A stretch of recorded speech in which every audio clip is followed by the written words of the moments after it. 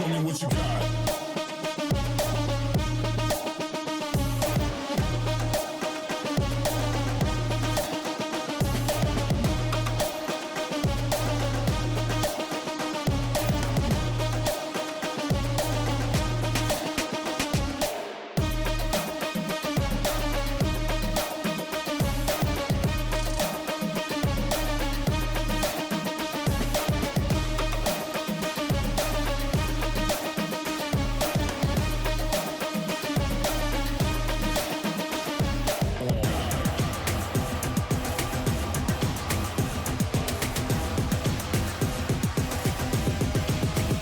Show me what you got. Down, up, back, up, God, down, up, back, God, down, up, back, up, God, down, up, back, God, down, up, back, up, God, down, up, back, God, down, up, God. Ain't no reason to back down, so step it up. God, down, up, back, God, down, up, back, God, down, up, back, God, down, up, back, God, down, up, back.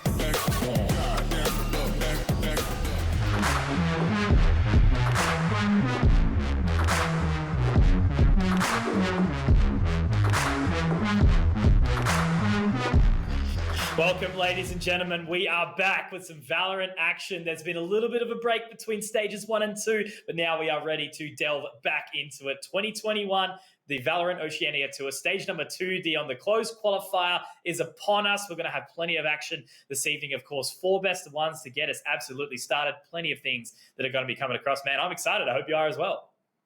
Yeah, man. Of course, we've done the Counter-Strike for the week, and now we're ready to dive into the Valorant to get all throughout the bracketing system on this one to crown a champion at the end on Sunday, the big older grand finals for that one. As you did allude to already, we're going to have the 4BO1s for today. But yeah, really excited to get into it.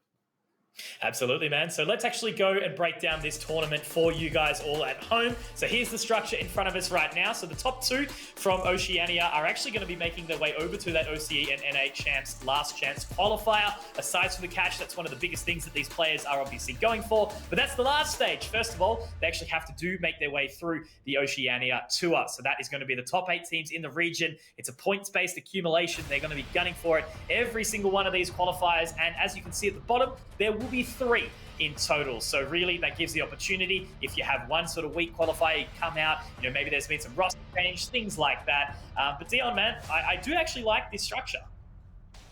Yeah, it provides a lot of chances for teams to kind of battle it out and test their might. We do see some roster changes happening time and time again, and it gives good foundations for the teams to find what works for them and stick through. We see teams as well, opting to change roles instead of changing players, which is already really good on that one. But, from this, it provides a bunch of teams to kind of move up throughout this tiered system to get to that last chance slot, go overseas, and maybe battle against the Sonics boys. Absolutely, they've already left us, but they've been doing well, so it shows that there is firepower in the region. So here's the timeline, what we've all been waiting for. Obviously, COVID sort of kept us back a little bit now, but things are happening. We've obviously got MSI over in Iceland a little while away, and the first Valorant Oceania Tour has already passed us. Stage number 1 was explosive. So stage 2 here between April and May, and then in July, kind of August area, stage number 3 will pop up. September, we'll finally see that Oceanic Championship. Fingers crossed for land. Let's hope it will be there. And then, of course, the teams going over to that NA Champions, regardless of sort of what will be happening, time will tell. And then the big boy, the Valorant Champions, the grand final, which will be the global event in December.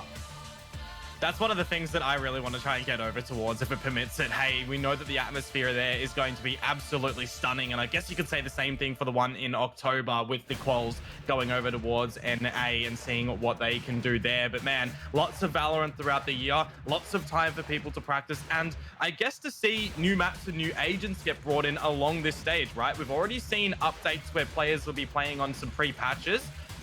We've seen a little bit of a new map be teased at the moment, so it makes it really interesting going forward to this. You know, come December, definite new maps, new agents in. Absolutely. I did see that teaser a little while ago, but we've seen the timeline. Let's check out the format, of course. So open qualifiers 1 and 2, it does actually seed its way up to the double set of the closed qualifiers, and then of course the finals where we see it all duke out. We've seen it all run through nice and cleanly inside stage 1, and you know, the points will come up later to have a little bit of a look of where we currently stand. But that sort of breaks it down roughly. Dion, I think it's pretty kind of cool to actually, you know, again, as I mentioned, it's not just the one attempt. It's not just, you know, the team maybe is a bit of an awkward stage at that time. They've actually got the opportunity to reassess their position if they're struggling and get straight back into it, but also keeping some of those premier teams on their toes when the newer teams come up and start contesting them. Yeah, of course. It really, you know, as we touch upon it, for new teams, it's kind of a pathway for them to test their own might against some of the stronger teams. And we can look at a map pool system, you know, only 5 maps at the moment. It leads into some of the same things being coming on through. So that's why when the next map does come out, it's going to be really interesting. Give us a big old map pool as well for 7. BO5s can get a little bit more interesting. BO3s, you can not have, you know, the same maps be seen time and time again. It'll make it a much better atmosphere around the game. But of course, you know, moving on, all these teams are going to, yes, be playing for that slot to go overseas and everything, but they're going to be getting some extra money in their back pockets as well. But look, this is where we are at the moment, Mitch. This is where we see our top 8 teams. Absolutely. So a little bit of a refresher on what we saw in stage 1. Myself and you, Dion, did bring a lot of the action to your screens a couple of months back. It already feels like so long ago, but you know, we're rejuvenated, we're revitalized, and so are these players. So again, Order sits above the top. They did manage to get that dub on the way through. Mindfreak sort of really seeding themselves at that second spot. Straight out of the zoo, they were a bit of a wild card, you know, not even sort of considering themselves a official team, but they're sitting there nicely. Team Bliss, obviously, was Fun Crew. They've been looking fantastic. Direwolves wildcard Kanga over Power Strike, also household names as well. So again, teams that we are familiar with, and you know, seeing that opportunity to come back on in, it's really, really nice to see. But let's have a look at the bracket as well, what we're going to be seeing in this competition. Dion, let me know what you reckon. Yeah, so of course, those are the top 8 teams that we do see currently toiling around the top in the region in last time's qualifiers. We've had all of our open quals for this stage number 2, and these are the 8 teams that have made it through in towards this area right now. You may notice that 7 of these 8 are already on that leaderboard. They already have points attributed to their name. It's only Paradox that does not at the moment. So they have their first instance in toward this top 8 area. They are joining the other 7 who are going to be trying to accumulate more points to try and get that qualifier spot. Absolutely, and I think we've seen similar results like across the board as well, though, right? It's been in and amongst all these other competitions that we're having in the region right now that it shows that the, I guess, top 8 is starting to see some structure. At the beginning, we sort of knew our top 4 quite roughly, and then obviously with Sonics moving over to North America and doing quite well there, Order kind of took that number 1 spot. Mindfreak have been contesting for it. Then we see other teams like, you know, Wildcard, Direwolves, Bliss, etc., really putting the pressure on. So I guess it's funny the fact that we do see the 7 of the 8 transition out, but Paradox, you know, they give themselves a cool new opportunity. And yeah, I mean, look, this is the time where they really need to all step up and see and not, you know, try and pull Order back away from that success that they've got right now. Yeah, they are on top of the region right now, I guess you could say, since we do see the departure of the Sonics guys over towards overseas. Mindfreak, you know, one of the teams that'll give them a good close run for their money. And then you kind of trickle down, you know, when you're in the territories of the BO3s, that's where things really do matter. And the BO5 grand finals as well for that bit. When we've got BO1s, it is a state that anything can happen. So tonight, with them all being BO1s, we could see some potential upsets.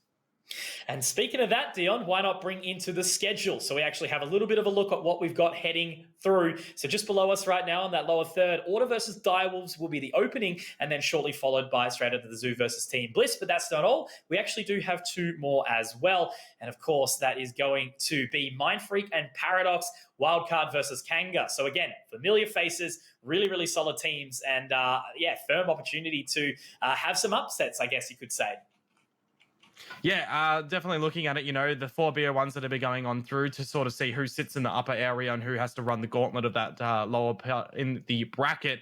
I guess looking at them, it stacks up the seeding toward it. We should have some really close games between these guys. Maybe we could see that first one might be a little bit, disconnected for Order and Direwolves, but looking at the rest of them, it should by all means be relatively close. I mean, me and you, we've seen the rosters that are coming through for a couple of these games today, and we questioned ourselves sort of like, oh, some things might have been a little bit different. So you guys at home will be figuring that out later when we do reveal it, but let's have a look at what we're going to be seeing in match number 1 first. Absolutely, and that's the thing, right? Direwolves do have that upset potential. So let's actually check in to who we have got facing off against each other. We will start off with the Order side. Familiar faces across the board. Tux, Texter, Autumn, Disco, and the newest addition, Sign. He's been looking very, very good, trading 1-for-1 with Dick Stacey on that Sova. And of course, the usuals, Autumn and Disco on the duelists. We've seen them look very, very good. Autumn, up and down. Disco super consistent on that raise that we're seeing, and the Rainer on a flex. And, Tux and Texter, they're just like the glue. They're the experience. They've been around for so long. And I'm really happy to see Sign just slotting into the roster right now as well. Yeah, of course, Dick Stacey moving into that coaching slot have been murmured and rumored around that coaching positions will be coming into the game relatively soon in a further update. So it'll be really good to be able to see what they're going to be able to attribute when they can get in toward the server as well. But that is their order. We swing over and look at what the Direwolves are going to be bringing forward, except for their photos, boys. Come on, we want them. It's going to be Wrath, Pain, Lou, Jun, and Bernski. Worst looking part is they're actually good looking guys. Get those photos up, boys. You're all sharp, you're all looking handsome, and we want to know about it. But it's okay because, look, there are a very, very sharp bunch. They're a good group of mates as well. The recent addition on the smokes is Bernski. He obviously did slot in for Yakuza a little while ago. Yakuza has found himself into a different roster. So it's really nice to see how they go. Jun obviously on the Sentinel. Lou, one of the sharper players in the region. I think in a recent competition I was shouting his name more than any person should. Just look consistent across the board. So a great, great team. And again, BO1 territory. There is an opportunity and a world where they do knock out Order tonight. Yeah, we'll have to wait and see where the map pool is going to go towards, of course, because that can kind of be a big thing in a scary little territory. But before we even get into that, a little bit of a look at a head-to-head here between the Jet players. It is going to be Autumn and Lou. As you do mention, Mitch, I remember when we were on, was it Haven the other week, that we had Lou just absolutely ripping everything apart with those blades. It was phenomenal. Autumn is going to go up against him today. And, I mean, we know the firepower that Order do bring. Absolutely, it's going to be a really, really hotly contested one between these two, but it depends on the map. And that's something we'll be discovering obviously shortly as well. I do think we have also managed to get some words from one of the players too. So I think it's going to be Tux, handsome man, one of the staple members of our region. Let's check out what he had to say. We've had a lot of success lately. We won the Open Qualifier and we won the Order event last weekend as well. We're feeling pretty good. We've got a new player inside who's been pretty unreal for us so far, to be honest. Everything's just going really well. We're going to swing together. There's the first tag. Oh, what a round as well. An Order. The team's clicking really well. Everyone's getting along. We're putting in the work. Everyone's playing really well. So we're feeling really confident going in. I mean, they have a few good players. Lou's a pretty good player, pretty good Jet player, but we're not really concerned about them. I think they've had some roster changes, so their roster's a bit, it's not very solid at the moment, and they haven't really done too well at any of the events that we've been playing in, but I think it's the best of one, so I guess anything could really happen. You love to see that diff there. Mindfreak have improved a lot as a team, and they obviously put up a good fight against us in the past 2 best of 5 grand finals we've played. Better than Wildcard again, are still pretty good as a roster. So they, like any of those teams, could really beat each other, I reckon. But to be honest, I'm still expecting Mindfreak. They've played really well against us lately. They've probably built a lot of confidence just off their past couple tournament runs, getting to the grand final and almost winning. So I'd probably expect to see them in the grand final. Stacey does get one, but as you mentioned, that is the round. Stacey did find two. Our team itself and the 5 individuals that we have on our team and Dick as the coach, we're very composed as players when we need to. And when our backs are against the wall, we can always like focus on the goal and keep playing round by round. So I think we handle just pressure in general extremely well. Love the commentary coming in from big fella Tux as well. You know, again, he's been around our region for such a long time. He is one of the figureheads that we all look towards and, you know, super well spoken. And I love that explanation as well. You know, obviously he's mentioned Mindfreak and Wildcard. Wildcard's been a roster that's actually somewhat shaky though, right, Dion? You know, they haven't really been able to find their, you know, individual agent choices. I think there's a bit of a contest in who should be playing what right now. And that's sort of one of the things they look at. But look, again, composure, consistency, and that's why Order are at the head of their game right now. Yeah, and it's a good thing to hear from Tux as well that the big competition that they see there is going to be in Mindfreak. Looking at that bracket, of course, you do know that Mindfreak are on the other side of it. So the first potential contestant they are going to have is in that upper final, which will put the winner into the grand final with the map advantage, or it'll put the loser, you know, into the bottom area and they have to have another one before trying to get back into that grand final slot. So it's going to be a real good run of the gauntlet for those guys.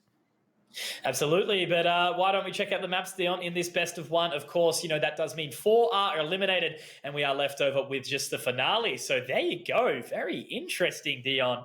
They've let Split through. What do you think about that one, man? That's a bit of a concern, right? Concern. Yeah, no, that's 100% a concern right now for the Direwolves. You know, the Order, you know, pretty much relatively untouched on this map. They were just absolutely dominating on it time and time again. Maybe some things have happened a little bit recently that Direwolves feel that they can contest a little bit better on this map. You know, Mindfreak played against Order the other day on it, and Mindfreak were looking pretty hot on it as well. So definitely maybe a weakness that Direwolves might have done a little bit of that research on towards, and maybe mentally they wanted this to go over towards Split to try and catch them up. So, I mean, we'll have to wait and see when we get into the game, but definitely catches me off guard here that this is the map.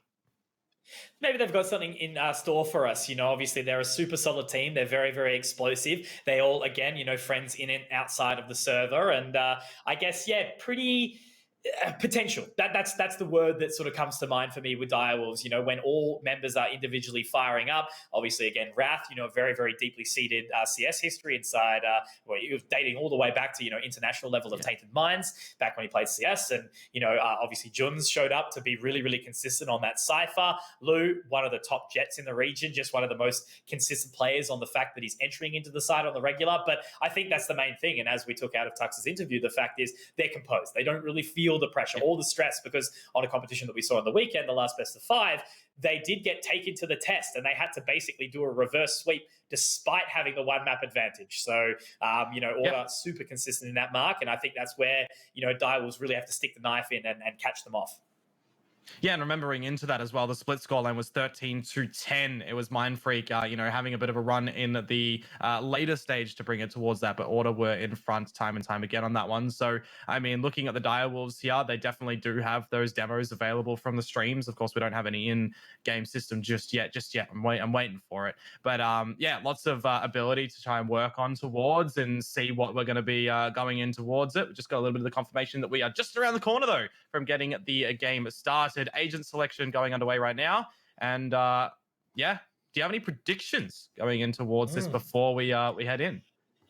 It's going to be one or two things, Dion. We've spoke about this all the time. It's going to be an absolute gutter stomp by the way of Order, or it's going to be a really, really close game. I'm hoping for the latter. You know, in these best of ones, it means there is that chance for way more explosive action to happen. There's less stress. It's straight into the server, and the agents have been selected, guys. So let's rock and roll straight into this one.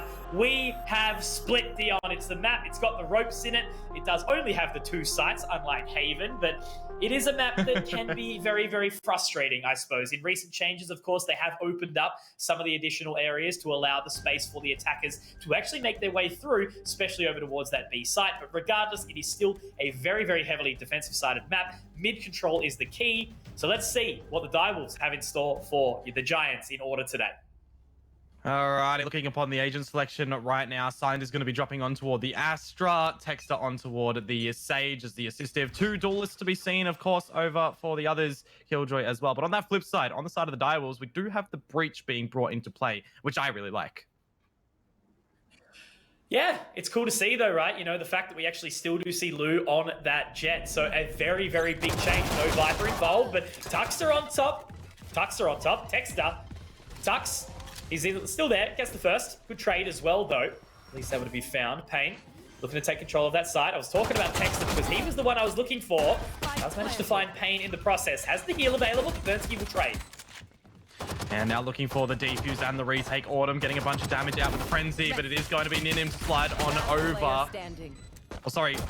Hang on. 177. Jun, that's the one. Ninim used to run numbers as well. It's a bit confusing. Direwolves do pick up the pistol there. We'll get it in the end. Surviving with 3 as well, and on this offensive side with the plant going down. That is some extra credits.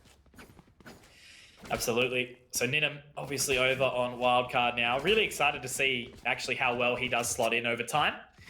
But for the time being, it's a very, very nice opening from the Direwolves. You know, relatively clean, only losing the 2 members as Tux and Texter did find a couple, but they were able to split through mid, take the control. Bernsky with the lurk inside B main, nice and late, and getting the spike down, winning the round. So hopefully they're going to go for a little bit of confidence here. It does appear that they're going to leave A completely up for free towards order, just slowly mosey their way into B. They're going to still use the boombot to their effect, and it should only be Tux finding information. But Dion, look at Texter. He's already through mid. And the flashpoint does go in to allow a pathway for the Direwolves to get this spike planted on down. You do see that the Killjoy turret is up in the heavens right now. It's actually proed over towards mid. Tex flank is expected here from Bernsky as well, or maybe not. A little bit slow to get on the trigger, but Tex is going to self-heal. Look to go towards his team and go in for a 5-player retake. All Order's looking for really here would be some damage, but if they can get a round out of it, they'll be singing. So still a 5 versus 5, dropping down lower now. Great flashpoint out.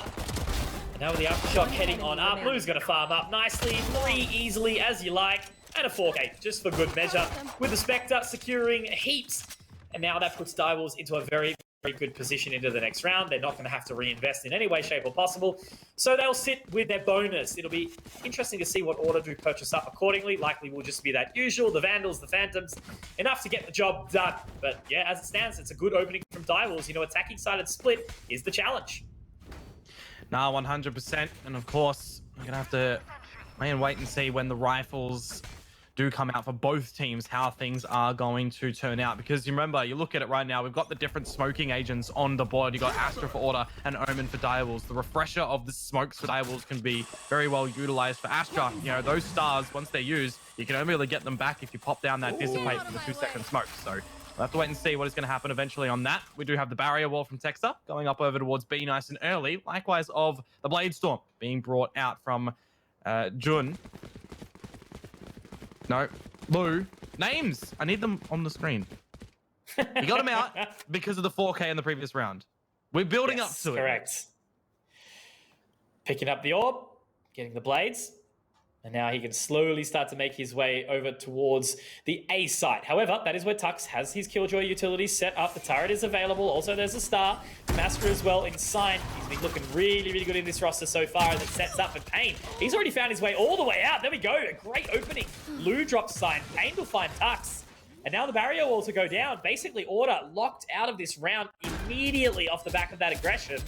And a 3 versus 5 retake might be a little bit too much for them.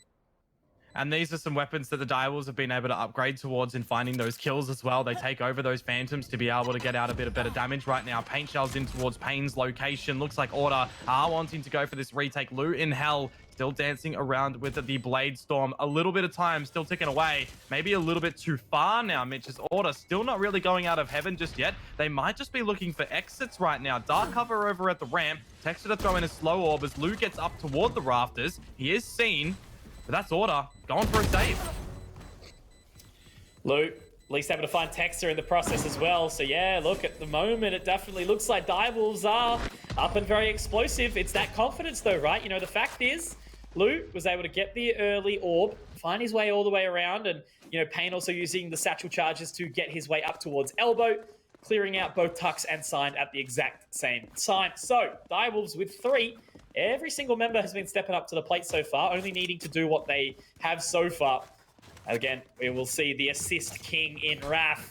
Man on that breach, always getting the flashpoints out. But Order starts to beg the question, how are they going to go here? They should have an answer for it shortly. Again, still very early stages, but at least the opening, finding the bonus is a great result from Direwolves, so they can continue to keep kicking. An investment back in from Order. Yeah, one of the things that we've been seeing in a couple of murmurs around is the mid control from a Sage on this map. You know, teams are starting to not really position them over into mid because it's pretty much just a waste of that barrier wall. Gets destroyed very rapidly, so it's great to see that Order are changing things up in their deployment of that utility. But for right now, good use of the flashpoint and the tailwind as Lou finds Autumn on the opener. Now looking to split in towards B. Everybody from Heaven, except the Spike carrier, coming through main a little bit later, but Order putting down a bit of a defense right now. Text are good for some more. Yeah, just realized Tux was taken to actually 1 point of HP there. Are they going to be spotting him out? Has fallen away towards CT. It was great utility usage from the Direwolves to get their way into that position. We saw the Paranoia come out, the Flashpoint as well. Lou, effective to find his way in. He's going to be the concussion come out from the Astra, but they are just waiting patiently. Information spotted up towards Heaven. Sign going to go for the swing. Great shot.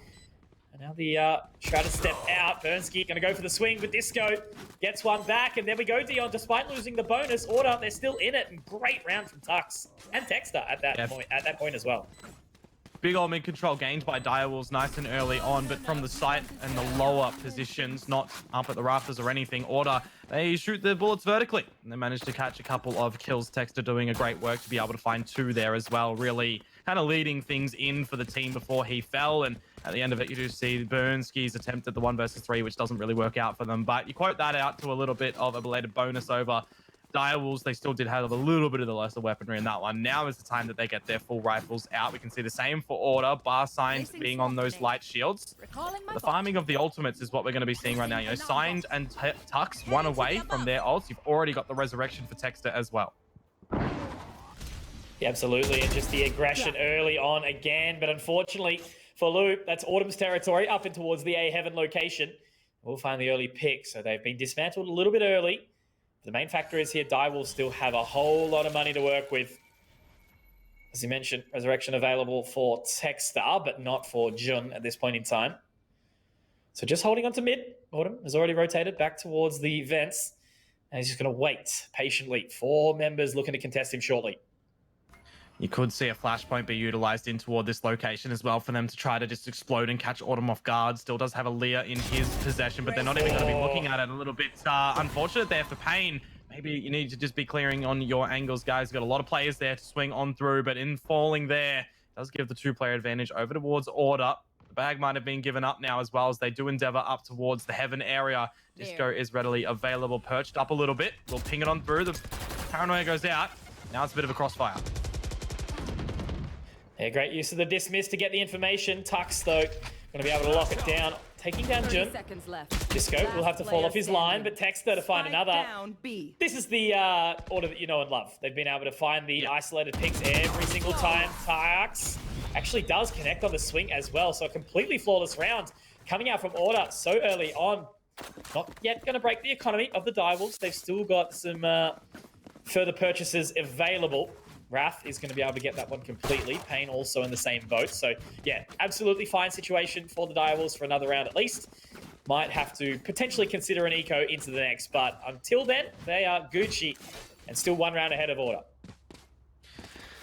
Yeah, and the defensive side is split as well, Mitch. Something we haven't really touched upon just yet is the side that you more so gather the rounds. So for the Direwolves to get out of the gates running with 3 on the board, you might have been able to see them continue on with the less purchases of Order if they kept punishing out their economy. But for naught, Order are looking to tie it up right now. 3 ults to be able to play around. Signed is quite vulnerable, but manages to dispatch of one, looking over towards the elbow as well. Can't quite formulate onto the second as Pain and Lou get things done with Bernski. Texter good for 1. A player advantage for Direwolves. Showstopper brought out by Pain as well. Could see the use of the lockdown be used here from Tux.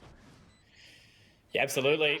An opportunity for them to get back into it. There it is. Disco going to go for the swing, but Bernski a little bit too sharp with it. Now it's unfortunately all on the Tux in a 1 versus 3, but there's the overextension. There's the overextension in a world there. Tux actually did find the shot onto Pain, but I got to admit, well done from Pain on that round. He was able to isolate Sign, find the frag, and then also get the closer onto Tux as well. So the movement is reestablished by Direwolves. They regain control, but the money is still there for Order. So we're going to see another full purchase for both of these teams, another opportunity to duke it out. But it's Lou topping the scoreboard, 8 and 4. Pain not too far behind. So the Duelists looking good. Yeah, looking for a bit of a rapid deployment from the Direwolves over into A again. Maybe Mitch. They do have the Rolling Thunder off the get-go to go over towards the ramp and put some pressure down on towards Tux. You're going to see the blades be brought out as well to combo it through. Pain with the paint shells. Going to get slowed down. That's actually all of his utility done. He used satchels to get over towards the ramp as well. So whilst there is momentum around this A site for the Direwolves, they do start to slow it down. And look at the rotation that's actually been brought through from Order. All 5 players are here. Yeah. I guess they're convinced that, you know, Direwolves are a little bit one-dimensional, right? Just full rotation, leaving up every little bit. I suppose the main factor is the fact that the wall is actually down, but that's going to be both the duelist going down. Good flash in from Wrath, but he might be taken down as well. He's definitely going for a bit of an overstep. Tux going to deny it. Does manage to find his first frag in the round. Looking to swing around though, Bernski. I guess the main factor is the player of Jun rotating through sewers. Mid control can be re-established shortly. Only 1 frag away from that resurrection as well, but he's got so much work that he needs to do, and it's actually going to be signed in that position too. Surely Blue's going to be going down here. Yes, Jun will, sorry. And Bernski last alive. Turret's going to give the information, and that should be all she wrote. 4 alive for Order, padding up that economy, padding up those stats as well with the frags. A good attempt from the Direwolves in the very beginning with all the combinations of their utility to try and push the Order off of ramp control, gathering up themselves. But Order, you know, they sort of played it a little bit patiently and together, right? They were holding each other's hands off the ramp to get those opening frags as well. Really just put pressure on towards Direwolves, who were trying to build something up around the mains, but just couldn't get out of there at all. The rotation from Order nice and early meant that they had so much utility to keep the Direwolves at bay, and it looks like maybe they're going to try and do so again, but without the ultimate. Not going to satchel in straight away with the tailwind from Lou. So for now, they are just going to creep on through. Sight set on the A site once more, this time Sign in a little bit of a different location. Payne will be finding him with the gravity well. Sign looking good here. Is that going to be a 3rd? Absolutely it is. Looking for a 4th. Oh my god, almost the jumping classic. It's all left onto Bernski, but man, oh man, the adaptation from Order right now. They are fully aware of every single thing that's going to be thrown at them, and maybe it's about time to avoid that A site for the time being if you Direwolves. 4-4, Tux on top. 9-4. He is looking ever so sharp, but what a hold from Sign there. Yeah, playing at the back of the single box, utilizing the gravity well quite nicely to be able to open things up. You saw Lou's attempt at putting down the cloud burst and dashing into it as well, but it only lasts 4 seconds. As soon as it faded out, Sign was able to find him as the 3rd casualty, because he did find one in the mix as well. And then Tux, maybe stealing one away on towards the breach there, but nevertheless, it is a team game as we do tie it up 4-4. We do now see the deployment of the wall nice and early in towards mid. It is just these pistols, so Direwolves, they can't really get over it unless they use their own wall, which is exactly what they're going to be looking to do. Send in the flashpoint at the same time and try to force Order back. Great use of the slow orb. Order gonna line them up. That is beautiful to see. Does use the dismiss, but he is taken down by the satchel of Pain. Now Disco gets into location. Does have the showstopper available as well. Bernski has to go for the swing, but it's not gonna matter. Disco sharp with it on that Phantom, collecting the round for Order. Order could have gone colossal there, but 3 was enough. And plenty of room to lock it down. So every single member of Order, Dion, they are absolutely feeling it right now. Every single member has pretty much had those multi-frags as well. But it's just been Tux and Texas, super consistent. Sign locking down 8. And Autumn just happy to rotate around, finding his position. Same with Disco. Yeah, you see a little bit of the pressure there built up in mid for the Direwolves. You know, they had what they wanted to do set in toward the round with the wall going on up, the flashpoint as well. But in the end, they don't really get anything done. Slow orb keeping them at bay. Might have even been the slow orb of their own throwing. I think it might have been from Orders, though. You would expect it to be thrown out from Texas there. Nevertheless, Order, they clean up the round quite nicely. We go back over towards the A site, where Disco now has opened up for 1, as they do look for the plant in a player disadvantage. Yeah, Lou pretty much doing the same play, and that's what I think, you know, Order were able to adapt towards very, very easily. Just sort of dashing into that cloud burst. The Cosmic Divide is available for Sign. Will give them the opportunity to find their way back in towards the site and isolating the positioning. Only will send sort of 1 or 2 players back, though. Lou's still watching that line. Also, Bernski might be the benefactor here, sitting in the position, locking down the ramp. He actually Shroud steps into the position. Disco to drop Lou and Dion. It's all falling apart for Direwolves. Yeah, just down to Wrath. Can't get anything in the end, unfortunately. Flawless to come out from Order, utilizing the Cosmic Divide as well to allow a pathway to go down from Heaven to go over through the ramp and not have to worry about an A main potential flank. You know, they have to go through the wall to get the shots on out. You saw that the Direwolves had already used their utility to get in toward the site and try and clear it on out as well. So very good use of the Cosmic Divide in the end. I thought at the beginning it might have been a little bit of a miss wall coming on through, but in, you know, trying to analyze that there, not trying to overanalyze it, it did allow them, you know, the entry in toward the site and caught off a little bit of the back of site as well for anyone that would have been coming in through Heaven. So very nicely played for Order. They do get all the shots on out in that round to at least solidify a tie at the exchange of these halves. Absolutely. Shadows traveling. But just such a clean retake from Order. Found every single frag, barely taking any damage. And now we're going to see a B execute. That's what netted them some success earlier on. So we did see them find the first 2 rounds. Tux holding that line. Great use of the flashpoint to at least sort of throw him back. The Empress has been popped by Autumn, however. Ultimate not going to connect from Pain. That's going to be Tux finding the frag. Now Autumn can look for the swing. Does actually turn away from the flashpoint as well. Autumn looking to make it 3, but Bernski will drop him. Does actually pick up another, so at least good damage from Bernski, but unfortunately, it feels like he's been really sort of, you know, put into those 1vx clutch situations with the last man going in. But it is going to be a 7th round secured for Order. Not exactly an unexpected scoreline, given the, you know, starting side being the attack for Direwolves. 4 is not bad.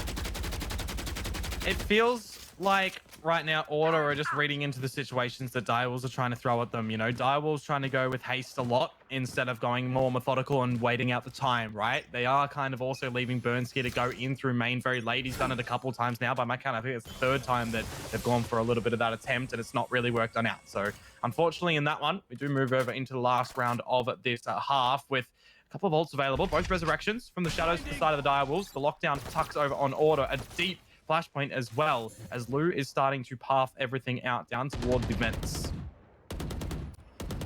Dexter just chilling on top of that wall inside Heaven, not looking to overstep at all. Disco is going for the rotate to join them, but it looks like they're pretty happy with their setup right now. Why wouldn't you be? Autumn holding that rotation, making sure nobody heads the way down towards the vents. He's 2 for 2 in that location right now. The gravity well doesn't find anyone, but that is going to be actually the lockdown from Tux, utilizing it to keep them away for a little while longer. And now this timing, Autumn has rotated away. Disco is going to be heading in towards that Heaven position. And it looks like Autumn is actually somewhat aware of the prospect here. That buys a lot of time as well and keeps them out of toward the mid domain and almost funnels them over towards the A site where Texter and Disco are able to dispatch with them. Now it's Autumn's turn, good for 1. Resurrection, that is extremely ambitious to come on through. Penetrated and punished for it instantly. And now it is just going to be down to Pain in a 1 versus 4. Manages to find Signed, but this is where you know that Order aren't going to be too angry or hungry rather for the kills. Although as I say that, Mitch, Tux gives up a little bit of the bag. Resurrection's still available for Texter here. You know he's going to do it when the planet goes down. Yeah, exactly. They can just play the 1v4 here, or 1v3. They've waited for enough time, swinging around. Texter crouching under the crosshair of Pain, and he will be able to collect the round. So great team synergy from Order. They did get startled a little bit, I guess, what you could say, from the Direwolves, but now they've managed to collect, you know, 8 relatively uncontested. So super well done by the reigning champions in Order. They continue to show their dominance on the map of Split. And now, we do see the side swap. Direwolves will be moving into the defensive position. Will it bring any changes for them? Let's see. Well, remember the pistol round and the subsequent 2 were claimed out by Direwolves in the very beginning of their attackers' side. So we're going to have to see if they are going to be able to kind of balance that out over towards this defender side and do the exact same thing to get very close toward the scoreline of Order. As we did touch upon earlier on too, this map does tend toward that defensive side. So would align for Direwolves to potentially get something happening. But we also do know how powerful of a team Order is on this map and what strategies they are going to be deploying on this attacker's side. So for the very beginning, the stars are going to be dropped on through, and it looks like we're going to have an aggressive barrier wall put up in towards main, maybe even just to farm that ulti orb or keep them at bay, make them utilize these pistols to destroy it. Yep, looks like Disco is going to try and make quick work of it. Jun, keen to at least make a little bit of movement up, fakes the sound. They do gather the information now. And the slow orb is going to be expended by Texter to at least contest. So it's a bit of a stalemate right now. The remaining members of Order are relatively split up. We've got Tux lurking towards his position, and Order, with his famed frenzy, does manage to collect another paint. On the other side of the nebula, we'll walk into the mail room. Does look like he wants to contest this one, but Signed just waiting on the opposing side. Yeah, he does. Opportunities there. With no shields, though, only 100 points of HP in Autumn. Well, he actually does manage to get taken down. So a 1-to-1 trade in the end, favoring over towards Order. But in toward the B site we go. Disco takes out member there. And it is just gonna, you know, be down to the remaining two. Wrath had a little bit of a strugglesome round, or rather game so far. So with Burnski, are they going to be able to bring it back for a retake? 30 seconds left. One enemy remaining. Yeah, Wrath basically super support mechanism. His whole sort of setup is based around that. But unfortunately, it does appear that the Direwolves will be taken down relatively easily by Order in that round. It was only the one frag for Pain on that raise with the Frenzy. Order locking down 9. Pretty unscathed, as I spoke about. And now that sort of gives a bit of momentum behind them to continue forward. Pain only the man to pick up the Bucky. No further investments on the side of the Wolves. But there still is a chance. On the next round, they'll have their full buy. Nice and committed. But need to take their time with it. So the pistol over towards Order does mean that they get the better weaponry in this one, and the Direwolves will just see what they are going to be able to find in the round. They do start to maneuver on over toward the B site for Order here. The spike has been dropped, and likewise of Jun. Already down for the count. There's no heals available now for the Direwolves. Signs just waiting at base, seeing what the Bulldog can punch on through. Fights for one, looking for a second as Disco found Wrath. This is looking to be a pretty clean round from Order. Leah's out from Autumn, walking his way up into the Heaven position. Once the contest actually does see the shoulder, maybe just go for the little cheeky swing. Why don't ya? That's all on the Burnski. Last man to do it, but it will be Disco to close. Now it looks like those duelists on the side of Order finally firing up a little bit. Everyone sort of stepping up to the plate. Still think back to that big round from Signed. BYB fam, going to Astral to do them Astral Guardian things I do.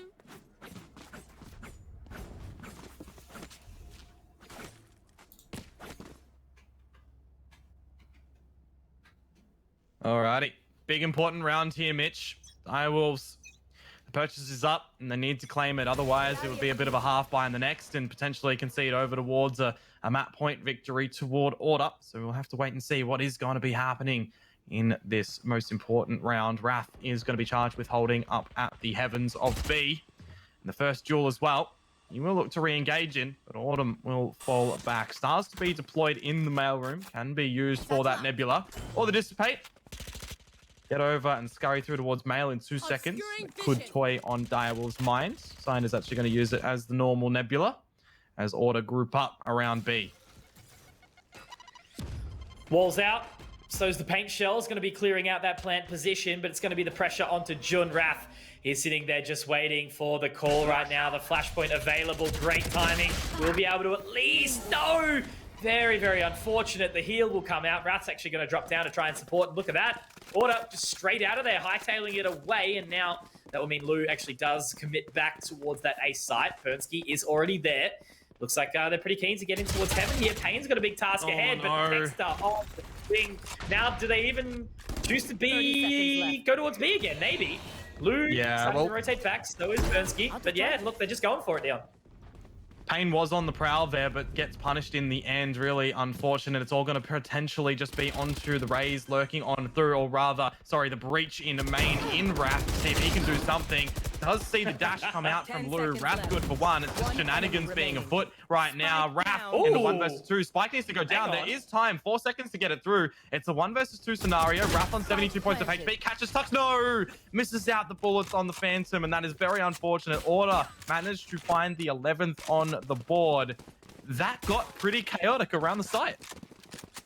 Yeah, it did. And just look how reactive Order are. You know, 5 members individually at the top of their game. And after, you know, getting sent away outside of B, there was good utility usage coming out from Wrath and Jun, but unfortunately the aim just hasn't been there for either of them tonight, which is a little bit out of character, I guess you could say. Jun, incredible player in his own right, but just looking a little bit shaken on this map. playing on the Sage. Looks like he is going to be looking to jump in with the barrier wall again. It's going to be destroyed quickly, though, by Texter. Not going to allow him to find that orb anytime soon. Lots of util. So really, the final sets of opportunities, Dion, to try and close out this game. Otherwise, Order are just going to, you know, run away with it as they already have been. Yeah, lots of util already expended in towards main as well, and that's on the back of that barrier wall going on through Order. I got the slow orb as the judge tries to get something happening over A. So no roll, no dice. Sign Tucks getting what they need done in the round. A 1-1 trade as the rocket does take out Jun. Now it is on to Lone Survivor in pain. See what we can do in the mail room with the judge. Very strugglesome, but as we said, Mitch, you know, as I alluded to earlier, it'd be that round that Direwolves needed to gather in the previous one. Otherwise, they'd see a half by here and maybe send over map point towards Order. And I mean, the script, it may have been read. I was just about to say, did you see Sign sort of just dancing around in the spawn going, where do I go? Because basically they had both sides. Tux pretty much walked through A, but I'm sure he sort of said, look, the side's not clean. 30 seconds left. But yeah, walled off. No rotation, only a judge. Pretty rough. Very rough indeed, but I mean, this is what you do when you tackle the beast on toward one of their strongest maps, isn't it? Now they know where pain is, and it's just a matter of time. The gravity well even pulls in his own boom bot. That's kind of funny. I do like that. Remember the latest Astra update as well makes it that the spike diffuser can get pulled off from the gravity well. So Signed, if we do see that happen, can pull them off the defuse. Nevertheless, and as I digress, Order, they do find themselves sitting currently in map point victory to keep alive in the upper bracket area and send Direwolves into the lower position. Yep, explosive start, exactly what you want to need. And again, if you Order, you know, I suppose it's all well and good to be winning pretty much everything you're playing in, but that amounts the pressure onto you as well when you're sitting at the top. Always got these teams watching every single step. But Order have been adapting nicely. You know, they continue to change their roster up a little bit. They've toyed with many a different idea. And again, it seems like it's sort of, you know, the experience internationally for Tux and Texter. Happy to sort of sit on the Killjoy and, you know, the Sage that we see, to allow the, you know, sharper players in Disco and Autumn to basically just play around with whatever they want. But Luke is going to have his headrooms off, unfortunately, by Tux, and a second for Bernsky. That's probably the game right there, Deal. Yeah, that was the first time I've actually seen the operator be purchased up in toward this game in its entirety as well. We do only have the one jet to be seen. Remember, Order have elected to get out the Reyna and the Raze. So for the Direwolves going in towards this retake that they have to go in towards, they're already a player down. Order can make it a second player down with that resurrection. Rolling Thunder could even start to come on through as the bullets do come out. Plant goes down. Here is that retake. But on that plant, Mitch, Tux gets the lockdown, and this is just a really sticky scenario for the Direwolves. Yeah, they want to try and go for it now as well, but the lockdown isn't going to be taken down. It was just a large-dish effort. There we go. No. The detainee. They're even going to give the knife as well. Signed to go for the BM finish. The Cosmic Divide was even thrown down as well, just to make it a little bit easier, Dion. But there's our first victor. We do actually see Order walk away with it. You know, Direwolves, they came out of the gates nice and early. They were racing down the straight, but unfortunately, when it came to the first bend, they did trip and fall over themselves. So, yeah, Order managed to take it away very, very strongly on split. Yeah, flat tire for the Direwolves. It does see, you know, they kind of I wouldn't say let Order get the better of them there, but there were a lot of times that, you know, Direwolves were trying to do things a little bit one-dimensionally, you know, the same things repeatedly that didn't work out once, didn't work out the second time. And, you know, when you expect a different outcome, that's just the definition of insanity right there. So very unfortunate for the Direwolves in that circumstance. It goes 13-4 in the end. I mean, we saw some decent things at the beginning, right? That 4K that Lou managed to pick up off that Spectre, but then you look at the multitude of spray downs that came through from Order as well. They were shaking the beginning, but they weren't warm. They weren't in the competitive, you know, mindset potentially in that one. But in the end of it, they got the victory, and we get an interview with one of the players on Order. G'day, Signed. How you doing, mate? It's nice to see that even in these best of ones, we still get it, mate. Look, how are you doing? Pretty good. Now, fantastic to hear, man. Look, thanks for coming on. Obviously, you've just had the easy win over Direwolves right now, mate. You're the newest addition to this roster. You slotted in super nicely. Obviously, I managed to see you on the weekend, you know, get your first big victory in Nova. But now we're obviously back in the VALORANT Oceania Tour. And, yeah, you're looking really good. How are you slotting into Order so far? Pretty well, I think. Bit scared coming into the team, but all the lads are treating me well, and I'm learning a lot from them. So was good playing with really good players. Now, that's really good to hear, mate. It gives you a little bit of an upbringing with the experience that those guys do have on the team across the titles previously. What I want to know, though, is were you guys surprised that it was actually taken on towards Split? And we know it's a best of one, but we would have thought Split would have been taken out early. Were you guys surprised? Yeah, we thought we would have either played like Bind or Ascent, but they banned Bind, and yeah, we played Split. Yeah, made it nice and easy for you guys. You know, they sort of got out of the gates nice and early, but you guys like play very, very reactive Valorant. You know, we saw it very clearly. The second you sort of had those picks, the rotations were great, and they just sort of didn't really have anything. How's the momentum and everything behind the team coming into this competition? You guys confident to, you know, continue on with another first place in this section? Yeah, pretty confident we'll get first. Man, a few words, but that is all right. All righty. Signs, do you have any lasting moments and mentions to go out? Thanks, Order. Thanks for sponsors as well. Alienware, Logitech. Appreciate all the support.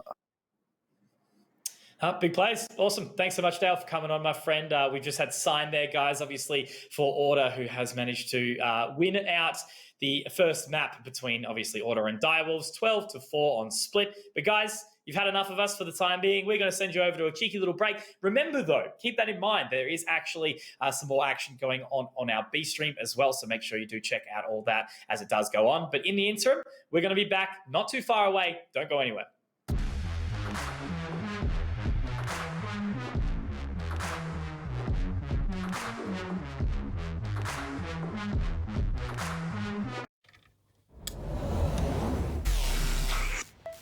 I just time traveled. Today's a big day for past me. He just got the latest Vodafone broadband with super Wi-Fi. Which finally means Wi-Fi in all 4 corners of the house. What? Even there? I've got Wi-Fi in the garage. Yeah, we do. See ya. Oh, it's still in the garage. Yeah. Super Wi-Fi. Wall-to-wall Wi-Fi guaranteed.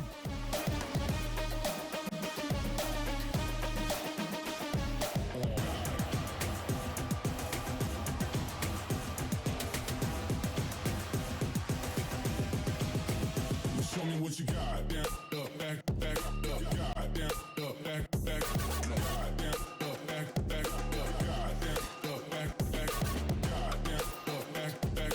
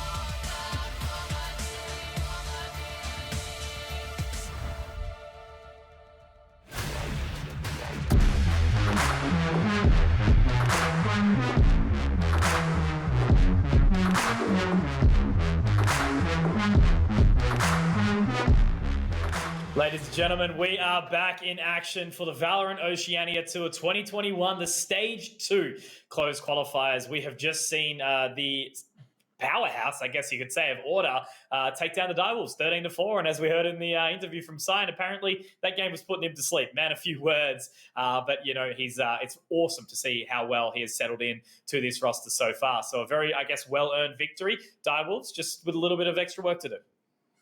Yeah, and they're not out of it, remember, as well. They do just get knocked down into that lower bracket where they'll try to run out the gauntlet and still accumulate some points toward their tally to try and get toward that slot and go overseas for those NA last chance quals. But for right now, the next focus is what we're going to deep dive in towards. Is going to be straight out of the Zoo to take on Team Bliss, formerly known as Fun Crew. Exactly. So yeah, 2 slots obviously in the, 2 lots of closed qualifiers to actually get into the main event, I guess you would say, for stage 2. But that's the one we've got right now, straight out of the Zoo versus Bliss. 2 great rosters. Obviously, they've been a really, really exciting bunch of teams to watch straight out of the Zoo. I guess the main factor is in the sense that they didn't even expect themselves to be a team, but they're still here. They're still powering through, looking really, really good. They've got great personalities behind them.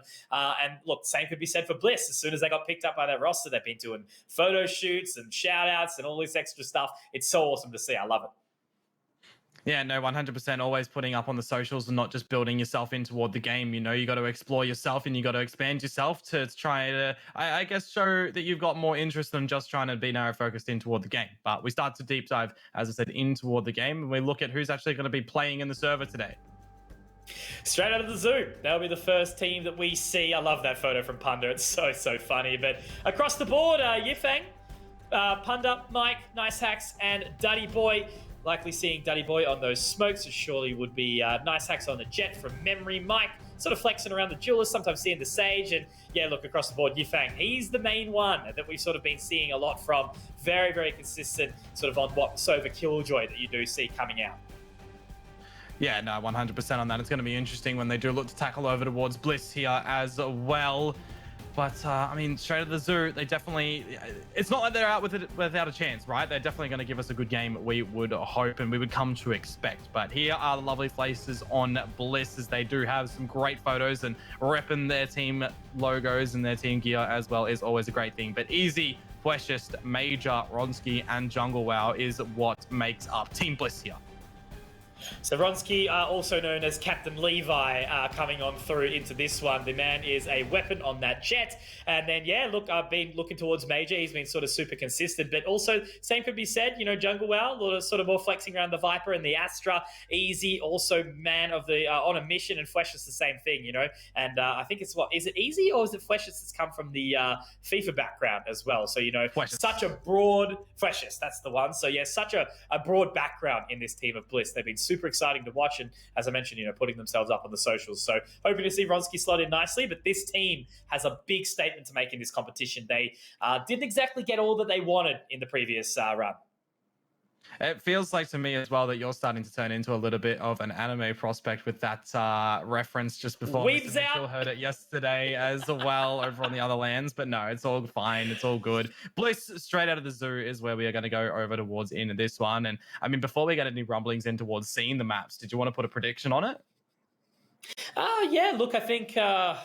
pressure would start to really amount onto Bliss. I think straight out of the Zoo, they're a team that would be very, very scary to come up against in a best of one. You never know what could really happen, but I suppose as they do sort of, come to consistency a little bit more, that may change. But yeah, Bliss, they're the ones that really need to see themselves. If they go out of this one with a failure, that might be a little bit upsetting for them, especially given, the new org, the new setup and everything that does sort of happen. So I'm hoping that the team does really find their way forward. But before the game, we actually did manage to catch up with Yifeng. So let's get some words straight out of the Zoo. My name's Yifeng. That's actually my real name as well, my legal name.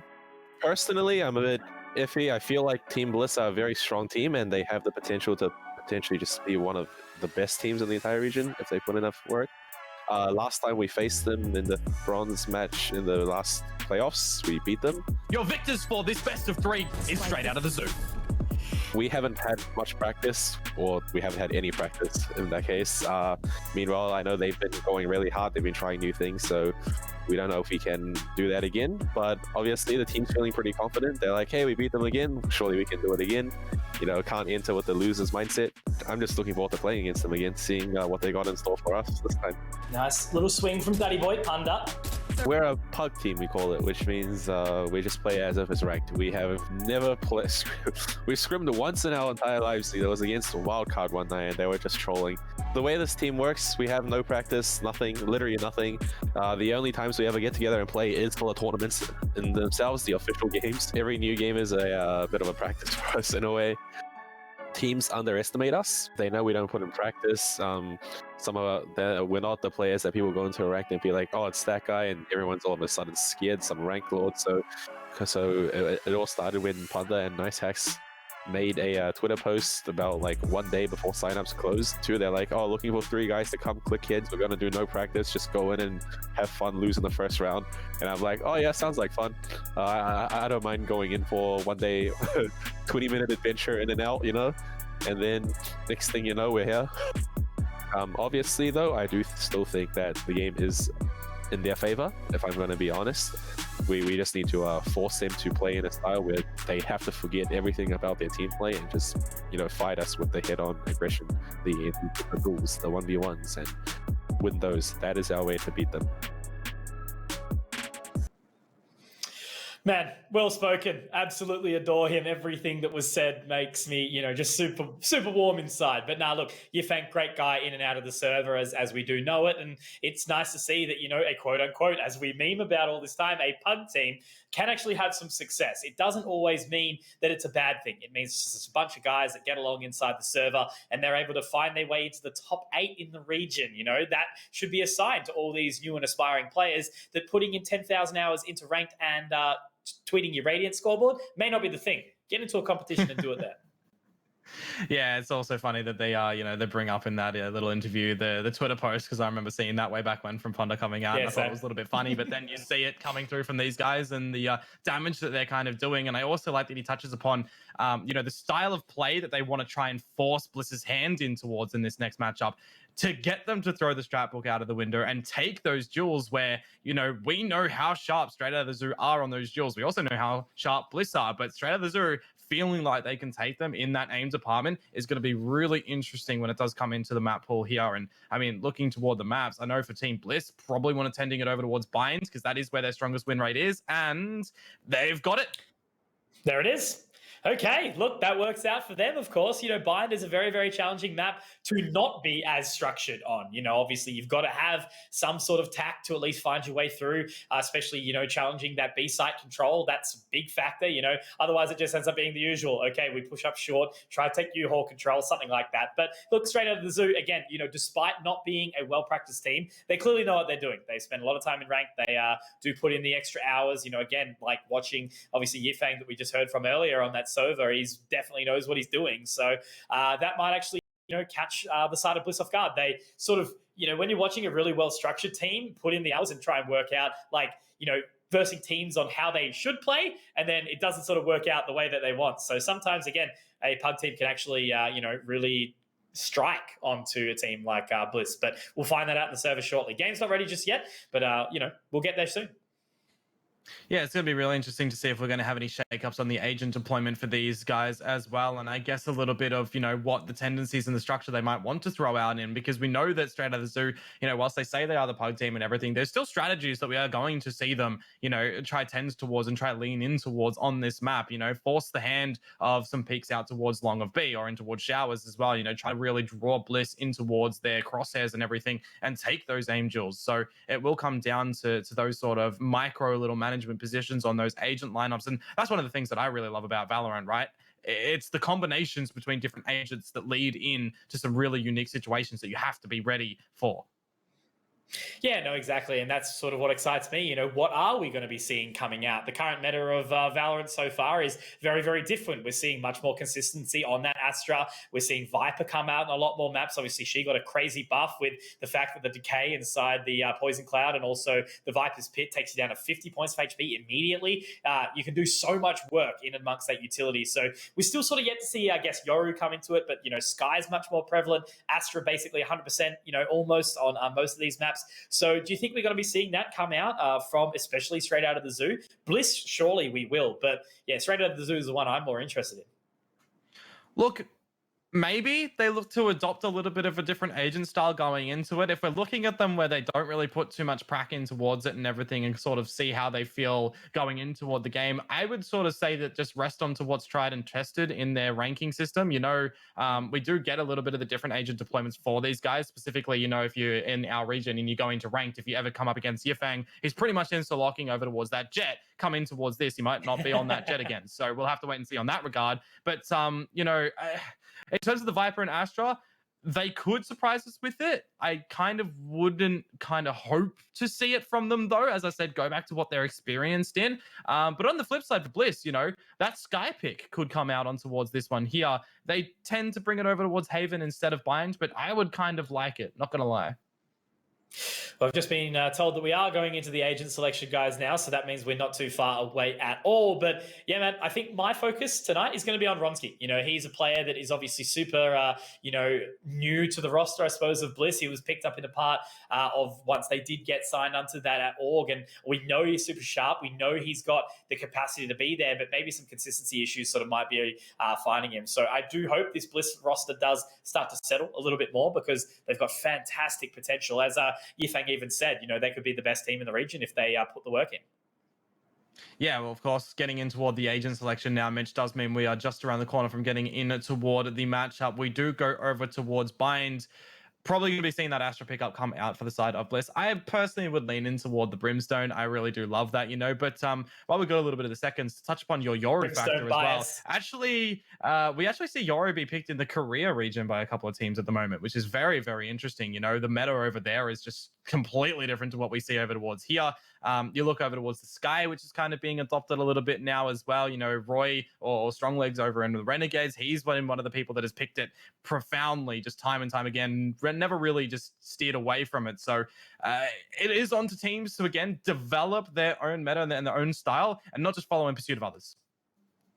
Yeah, that's going to be the thing as well. You know, obviously, as more and more agents come into the fold inside the game, you know, maybe it's going to be similar to Riot's other premier title in League of Legends in the fact that we may actually see those picks and bans. So will the one-trick ponies start to get thrown off? But it's not going to matter right now, guys, because we are rolling in onto Bind. It is going to be map number 2 of the evening. Of course, a best of 1 that we have been seeing throughout the night so far. Of course, it started off with Order, besting the Direwolves 13-4 on Split. But now, straight out of the zoo, rocking and a-rolling in against Team Bliss. Bliss with a lot to prove, and they get into it on Bind. Do the Pug Boys have what it takes to take them down in this best of 1?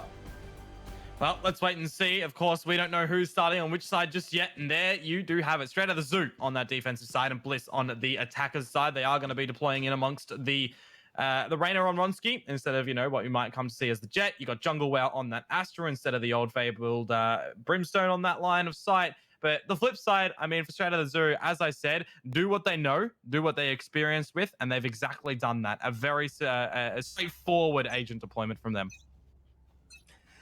Yep, exactly. So cool to see the Reyna. Obviously, the Ray is relatively stock standard on a map like this, likely looking to take control of Hookah. And then the Astra as well. So Major on his famed Ray is already going to be taking that early control of U-Haul with the Frenzy. So going to be right there around the corner with the Owl drone to get the information. And that's a great starting point for Major. Yifang and Duddy Boy, they go down.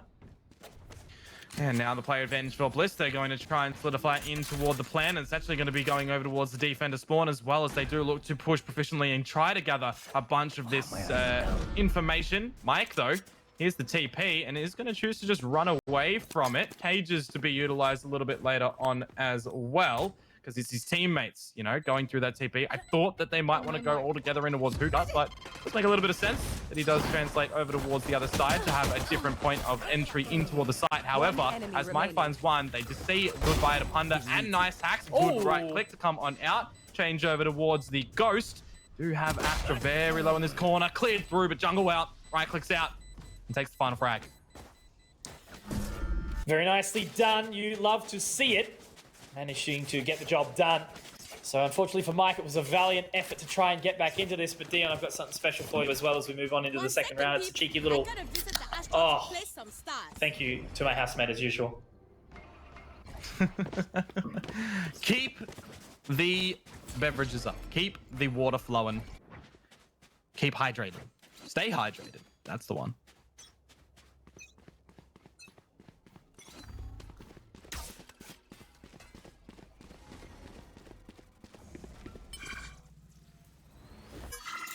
So the orb secured nice and early.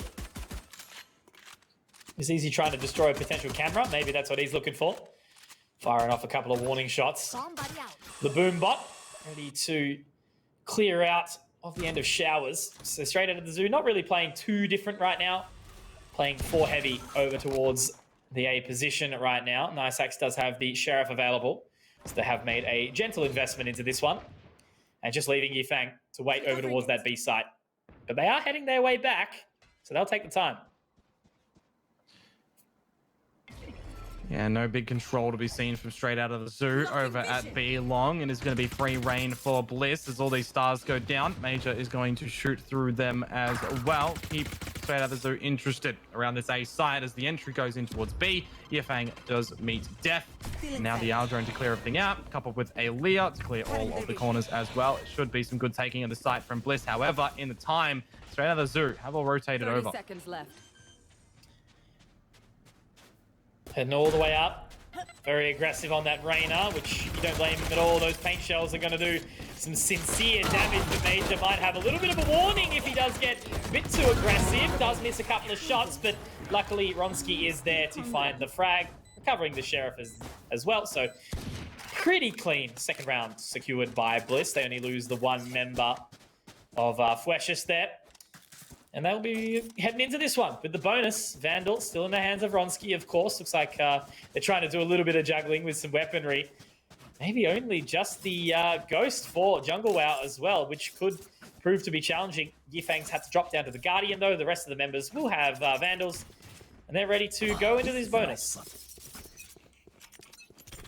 Ready to go into all the bonus and see what they are going to be able to do. Put some punishment down on towards straight out of the zoo as the immediate clearing is over towards the showers. Major just sits them down. Absolutely. So that is pretty much the A site now in the free reign of Bliss. You do have nice hacks into what you hold that does get tagged on out as well. That was a very quick showstopper deployment actually, but they're going to look to hunt him on down. Easy getting out of shock dart as well. Will take nice hacks out. And now it's 2 versus 5. Very favorable situation for Bliss. Make it a 1 versus 5 on Yifang, and he's good for 1, but Major absolutely dominating in that round. Very, very nice release from the showers. The man is clean and heads out and finds 2. And that's the craziest thing, right? You know, seeing only a Spectre managing to drop 2 members as they did sort of stack on top of themselves with the Vandals available. It's going to just be the investment into the Sheriffs, a few light shields to go around it.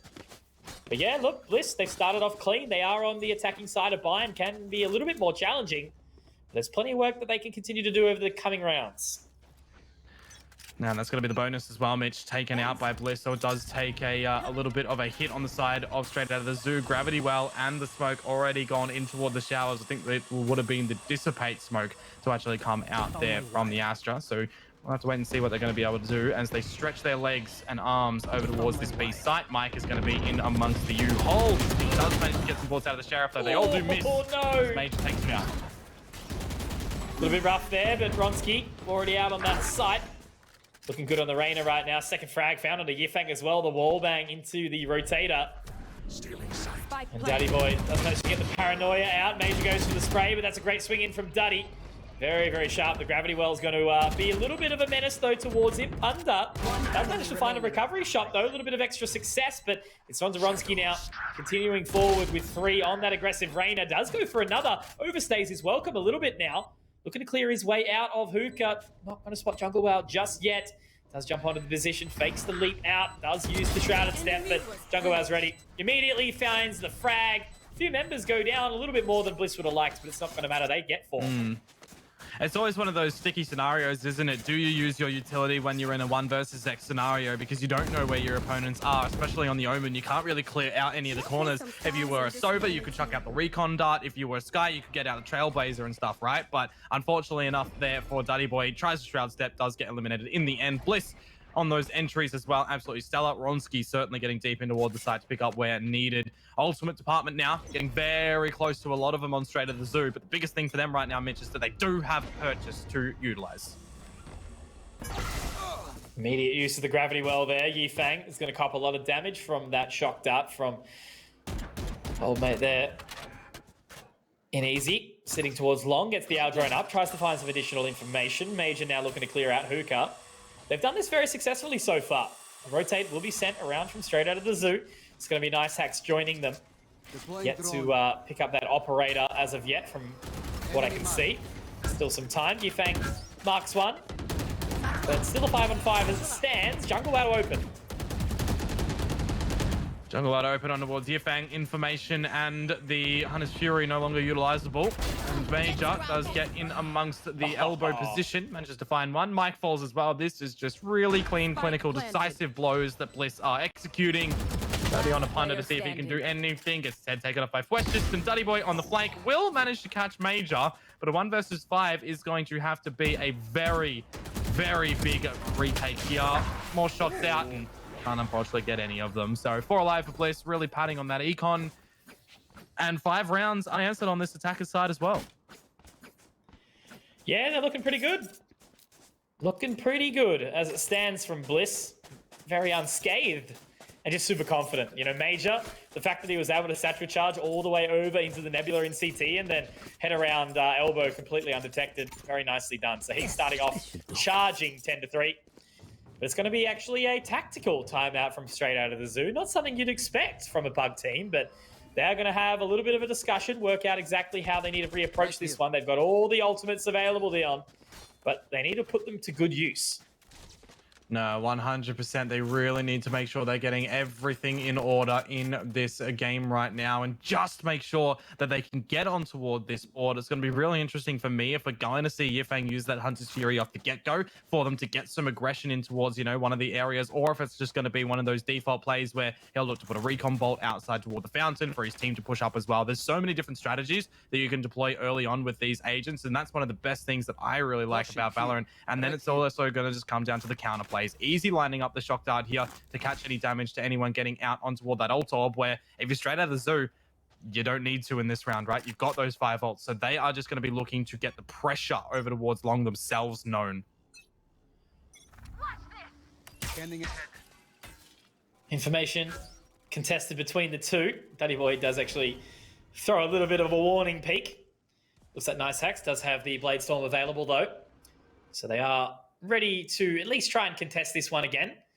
But pretty wise from Bliss. They've actually played this a very, very passive start, waiting to see if any early aggression will come out, but they seem to be respecting Straight Out of the Zoo, which is exactly what you want to see in a server like this, in a match where they are looking basically dominant right now. They're moving up all towards sort of max cash.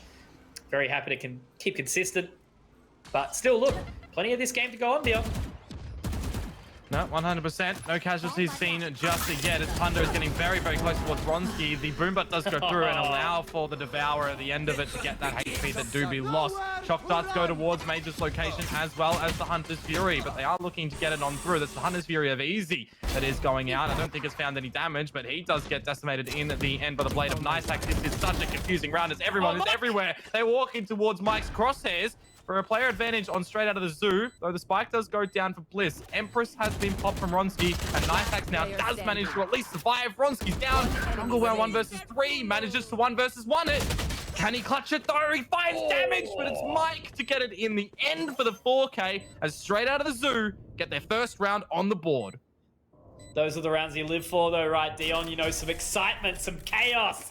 I don't even think some of the players knew what was going on in that one, but apparently the tactical pause for Straight Out of the Zoo was exactly what they needed. It was the individual performance of Mike on that Cypher to step up to the plate and knock one out of the park for the team. 4K, love to see it. And now Bliss, they at least find a contest coming towards them. 4 rounds the difference, but it's Valorant. Anything can happen in a very, very quick turn of events. No, that is exactly correct on that statement there. Anything can happen very, very quickly. Mike kind of a little bit lucky, I guess, that a second player does walk in towards his crosshairs, because otherwise it could have been a completely different scenario. Nevertheless, though, it is set in stone that straight out of the zoo do get their first round on the board. The recon bolt now goes out towards Fountain, gets destroyed. This boom bot will likely also be destroyed. Gets a bit of info as they do hear that 2 players shot towards it. It's going to be Major to dispatch of both of them. Hunter's Fury also missing the mark, unfortunately, but Yifeng finds one. He gets traded on out, and Bliss, they have B. I know exactly. Absolute Chad right there, Major, to just go full confidence all the way up. He is still alive, and that is going to be the paint shells making it a little bit awkward. Major spraying on through with that Phantom. What does Mike even do here? He managed to... Ooh, okay, that's a good start. Did get a 4K in the previous. Would be looking for back-to-back right now. He's checking the flank. Nobody home. Cool thing is we will likely see Mike actually contest this one. No saving here today. Just going to go for it. Full confidence. See if he can make something happen through the other side of this nebula. Everyone is sitting over towards that long position inside the garden. It is green. And Mike firing a couple of warning shots. Nothing connecting though just yet. Only got 6 bullets as well beyond the lead up. And Ronsky with the swing. Very nicely done. Very nicely done in the end. You could see the attempted play to come through from straight out of the zoo around the garden containment as well, but it doesn't really just work out for them in the end. Major kind of holding W and spraying out with the Phantom there. Does manage to catch the 2 frags, brings out the rocket, which doesn't do anything in the end as Yifeng's kill was stolen away from him. But regardless, Major does end up with a 3K in the end, and Bliss, they do contain around the site. You look at their money management right now, it is flourishing. You look toward their ultimate status, they really only have Jungle WoW available with that Cosmic Divide, but the most important thing from the side of Bliss right now, they're not relying on their ults to get things done, right? They're going in with their own rifles and their own individual shooting ability, and that's what's really working for them. There's a gamble stack for straight out of the zoo in this round right now over towards B, and a lean from Bliss is over towards A. Once again, waiting patiently. They do send some information early on into showers, but nothing else has happened. Just waiting for the patient. I'm trying to work out in the chat what these guys want as well. Can't ask for shout-outs. Shout out to you, chat. You're handsome. You're here watching us. Shout out to on this fine Thursday evening. Shout out to Crash on the cameras. Yeah, oi. On the orb. Shout out to Fraser. Shout out to Disco. All the homies. The business done on the back end. Without them, we would just be an empty suit. Nice hacks. Spotted out early. Major, though, getting aggressive. Once again, straight out of the zoo at the disadvantage. Easy, looking for something on the flank. Did a big ol' swipe at the mouse pad there. Nebula is available. Punda did manage to sneak onto the other side. Finds a good bit of timing as well. Mike, Punda! Okay, buddy, here we go. That raise, ever so sharp. Looking now, it's all on the easy. And Mike, to close it, that is going to be another round in the bag for straight out of the zoo. And they pick it up. At least finding 2. I mean, look. It's not a clean sweep. It's still going to be hard into the next half, but the zoo ain't monkeying around here. Sorry. Do I go on the not forgiven stance right now, or do I forgive you when we move on? I think we do the latter, as the boys are going to be moving on in the game right now too. The awful giggle probably sent me there. Yeah, maybe a little bit so, but nevertheless, Mitch, it's another round on the board for straight out of the zoo, right? And even on the thrifty nature, it does mean that they get the proper rifles coming in towards this new round. A lot of ults as well to be able to redeploy, but I think in this one, if you're Bliss, you just kind of want to go back towards your foundations and make sure that you're cordoning everything off and covering everything that you need to do. Holding over the top of the dark cover, Daddy Boy does want to go for a cheeky little swing, but Ronsky not going to be sent. Does fire out. Oh, that's actually a lot of damage on a Daddy Boy there as well. Major gets the boom bot into Hookah. He's been doing that very, very regularly. Major has been incredible in this one. Same with Vronsky. They've just been super consistent. I actually don't mind not seeing the Jet. You know, it basically was 100% pick ban for quite a while. But given the changes to the operator and things of that nature, it doesn't always need to come out. But Yifeng is going to come out here, finding the opener onto Major. Yeah, I think I saw a little bit earlier today, or maybe it was yesterday, the Viper pick rate as well. When they do see her, they've seen a 60% win rate in those matches. I think that was in the ranked department, but it's good to see that she's got that utilization for the first time ever. But we do see a little bit of the Jet, you know, coming on down, as you do mention. In this round, though, Bliss have already found one player losing their life. Now another one as they finally get a trade coming on through. 30 seconds to go, though, as well.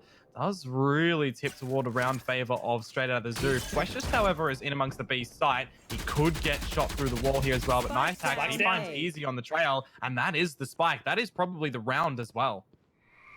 They did so well to isolate the positions here, and now getting the Lear out, Ronsky, but I think that's just going to be the immediate save call.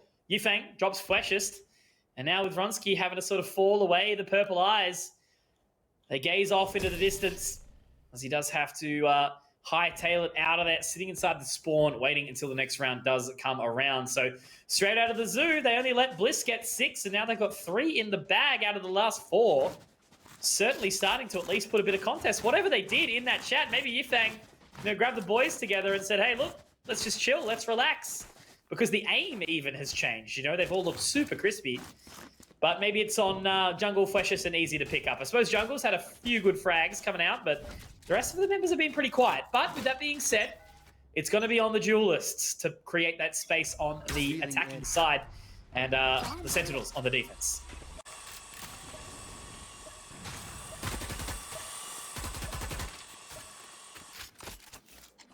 Deploying drone. Couple more on this defensive side right now, Mitch, is what we need to see from straight out of the zoo to not lose grasp early on and have their mindset shattered. Of course, they do have the rifles in their possession right now and nice hacks on the operator, but his head is just instantly taken off its shoulders quite cleanly. Ronsky. That was one bullet out of the chamber. A single one tap. And that is just as clean as you can get. Operator down, jet down, Blade's not available there. And I'll sit with this for a bit. They've got some time to be able to play with. Let's straight at the zoo maybe reveal their hand if they want to go aggressive as the recon bolt goes over towards long. Ronsky isn't going to be met with any big damage, any damage at all from the Hunter's Fury. 40 seconds play advantage for Bliss.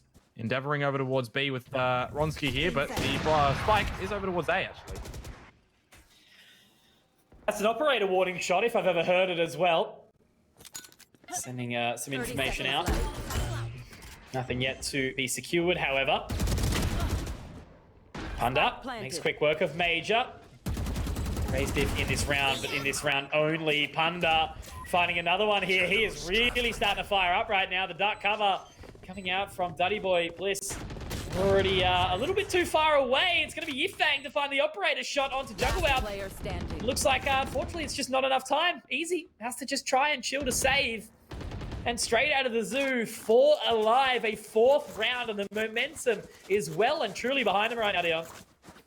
It's always one of the things when you try to plant that objective in the spike very early on, or very late on rather, and you've got your players not really surrounding the site. It makes a bit of a hold very, very difficult, especially when you've got those 4 players still alive on straight out of the zoo. I mean, you saw the first pick come out from Bliss there, but then it was really nothing, right? It was just straight out of the zoo, kind of planting their feet, getting done what they needed to, and they make it work in the end. So Strata Zoo starting to feel out what they need to do exactly on this defensive side. And in the new beginnings of this fresh round, you've got the operator that's going to be posted up in amongst the hookah. As the Aldrone comes in, we'll get a tag out. But they're falling back. They're not really going to do anything else in the back. Nice hacks, missing that shot, but the operator does have to reposition. He's also taken down extremely low. No heals available either, unfortunately. Now Major. Oh, Major there. Oh, no. What did he hit? Game. But he still charges in. It's not going to matter. Doesn't actually need the showstopper there. The party was already over. Duddy Boy goes from the shadows, teleporting over towards this long position. So at least in a rotating cutoff location, I guess you could say. But it looks like Ronsky is right aware of it. Will hit the shots. Captain Levi is going to be taking those jewels as now it's all on to just Punda. Going for a couple of wall bangs. Fleshist is ready for it though. So there we go. After straight out of the zoo, do put the task to Bliss. At least we do see a response for the 7th round there. And now we move on into the final round of the half. Yeah, and the operator is going to be brought out back by Nice Hacks as well. We'll have the operator in possession. And Bladestorm available is what I'm actually trying to get in towards in the little ramblings. Yifeng one away from the Hunter's Fury. Would like to see him be able to focus into it. maybe go for that long push again if they can get it on out. We do know that Easy likes to throw a couple of shock darts over towards this location from time to time, so I just have to be careful on that one. He currently is situated outside the hookah, so might be putting his own dart in toward the main peak. But for Yifeng, there goes out that bolt. You're going to have Nice Axe posted for him to be able to get that orb, and then hopefully use the Hunter's Fury a little bit later on. But he gets his head ripped on off. Nice Axe has brought out these blades, and he has to be able to get a trade frag. It's going to be a little bit of a belated one, but they don't look for him. And he's missed the right click. Oh dear.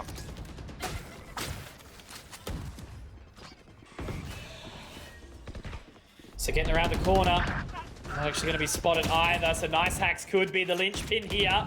Might be able to find a whole world of damage, but after the rest of his team does pretty much go down, looks to find the shot here. Does get a little bit missy, but finds one in the end. Quickly traded out by Major. It's all on to just Duddy Boy, the Omen, the Shadows. He's going to be able to find much. Great shot. There's the opener. Exactly what he needs here. Does he have the pacing to at least pick that up from the Shadows? Gets him to the position that he needs to be. Aware of it. Does find Ronski. A little bit of damage back. Not going to quite find Jungle Wow. Now the paranoia to send them at bay. Does have to go for the reload here, but it's going to be so hard to isolate these two players. Sitting towards the elbow. Does fire a warning shot. Narrowly missing that one as well. Do keep swinging on in. It's going to be a little bit too hard though, Dion. Almost. They've still just made him run out of time. And unfortunately, Duddy Boy will go down to the Shadows as Bliss take 8.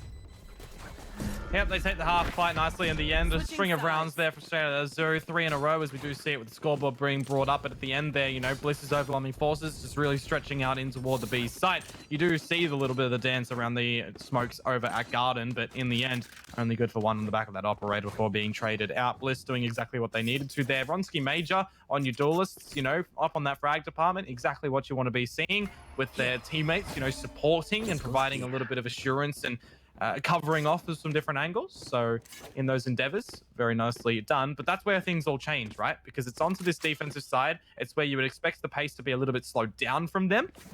Maybe we do see the rest of the team maybe pick up a mantle on those kill departments, and those duelists maybe slow down as well. But for the flip side, straight out of the Zoo, this is their time to shine and show maybe pugging it can do on this attacker's side. On my mark. The opportunity now for straight out of the Zoo to do something in the aggressive side, wanting to try and at least make this game a little bit more tight. Of course, in the previous 13-4 in favor of Order over the Direwolves. The map feeders have been interesting so far. I guess the main thing is in this one, at least, you know, despite Bliss being a strong bind team straight out of the Zoo, quite well equipped on it. Yifeng does get the opener here. Ronski allows himself the trade easy.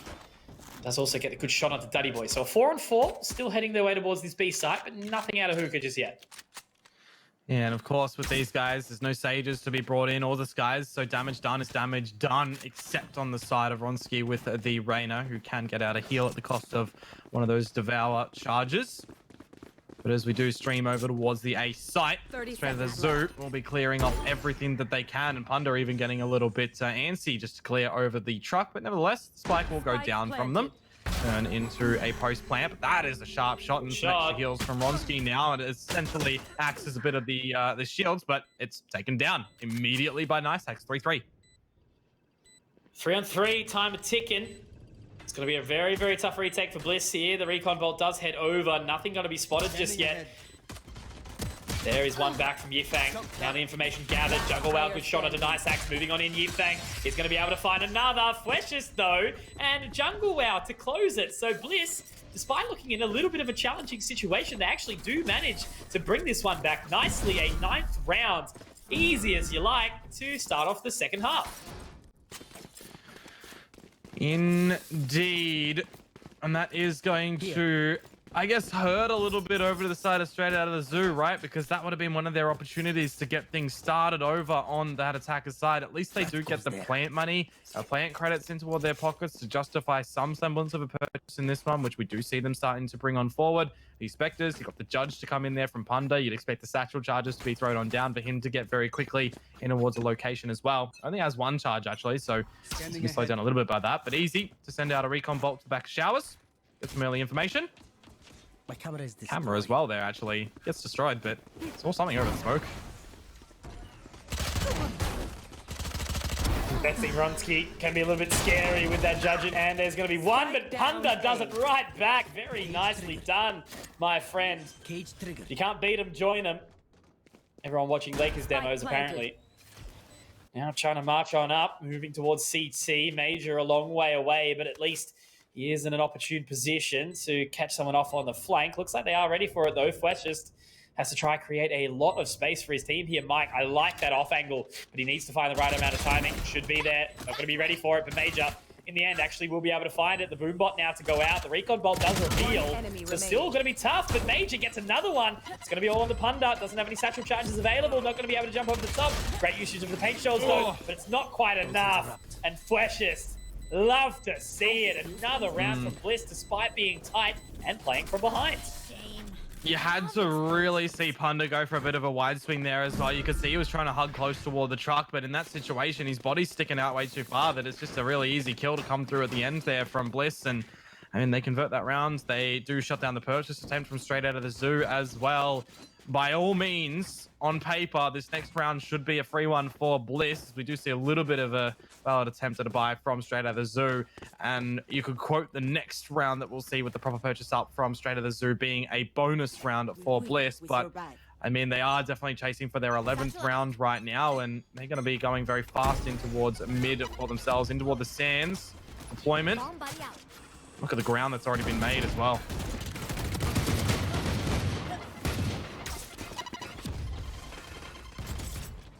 Off in shoes.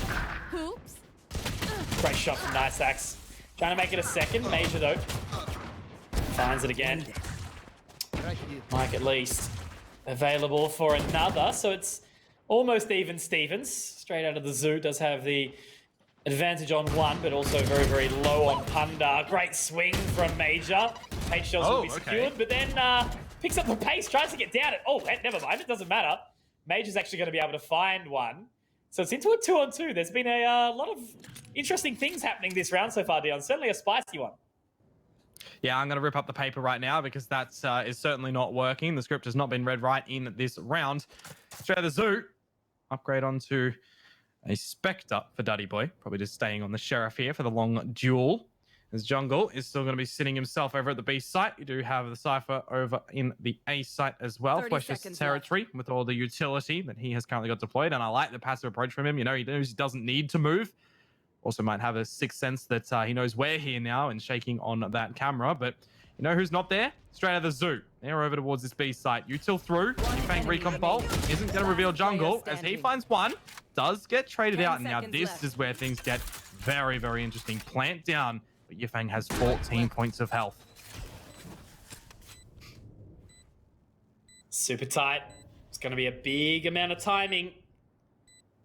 I suppose the big rotate from Yifang certainly starts to amount the pressure onto how long it's going to be to actually find this plant. Now it's going to be ring around the rosy. Who questions their decision making? Yifang holding that line. Is he actually going to be aware of this? This could be like the extreme over-the-top big brain, but the noise. Exactly, Dion. Unfortunately, gives up the GOAT, and that will be Old Mate Yifang finding a round for straight out of the zoo. Still in it to win it here. Look at the frag disparity right now. 22 and 20 for Major and Ronsky. Looking so, so hot on those duelists, where across the other side of the river, it does appear to be a little bit more even. Very surprising to see the scorelines for Nice Hacks and Duddy Boy. I feel like, you know, they've actually had some impact here so far with some good frags, but they've just sort of been, you know, thrown to the side by Bliss. Good players in their own right, but yeah, again, you know, with this standard sort of team structure and composition, maybe it's starting to slip away a little bit. But Major, 4-4, get it, no, it's 3. And Nice Hacks at least to find one back. Major in a good opportunity. There's the 4K. Just give him the ace at this point, guys. Reina killed. Mike, good for one. Major on the prowl for the ace. Perfect position on the showstopper, coupled with the gravity well to just pull the opponents in. And Mike, he knows he doesn't want to give up the ace. The clip on towards the socials, where we probably already know it's going to be happening with what he's done in this round already.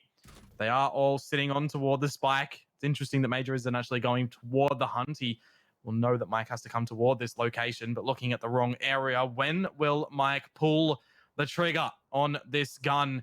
and try to find a little bit of damage. Looking over toward it now. Jungle is there with questions on that camera. They shoulder him out. Major manages to find it for the ace in the end. The 180 flick. Bliss. They find 11, and Major dismantles straight out of the zoo. Picture this. You're Major. You've just picked Raze. Moving into Bind.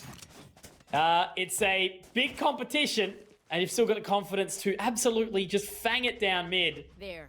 Off the back of those satchels, utilizing the showstopper, collecting 3 on the top of the gravity well, and 27 frags Let's make 'em is dance. in order for you right now. Only 3 away from 30, and in Valorant, 30 dropping 30 is a feat in its own right. You know, like it's very, very irregular that we do see that kind of stuff happen, and with only 16 rounds coming out, just do the math yourself, ladies and gentlemen. No more Impact charges left. City.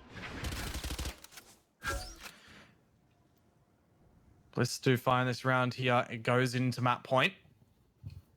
Try and knock straight out of the zoo down into the lower bracket area of this double elim quad area. Quad bracket, rather, I'd say. Still a very slow pace for straight out of the zoo. They don't really see anything too heavy off the get-go. Lots of util to be able to still throw on out Yifeng. The full kit and caboodle on this Sova. Likewise, Duddy Boy on this Omen.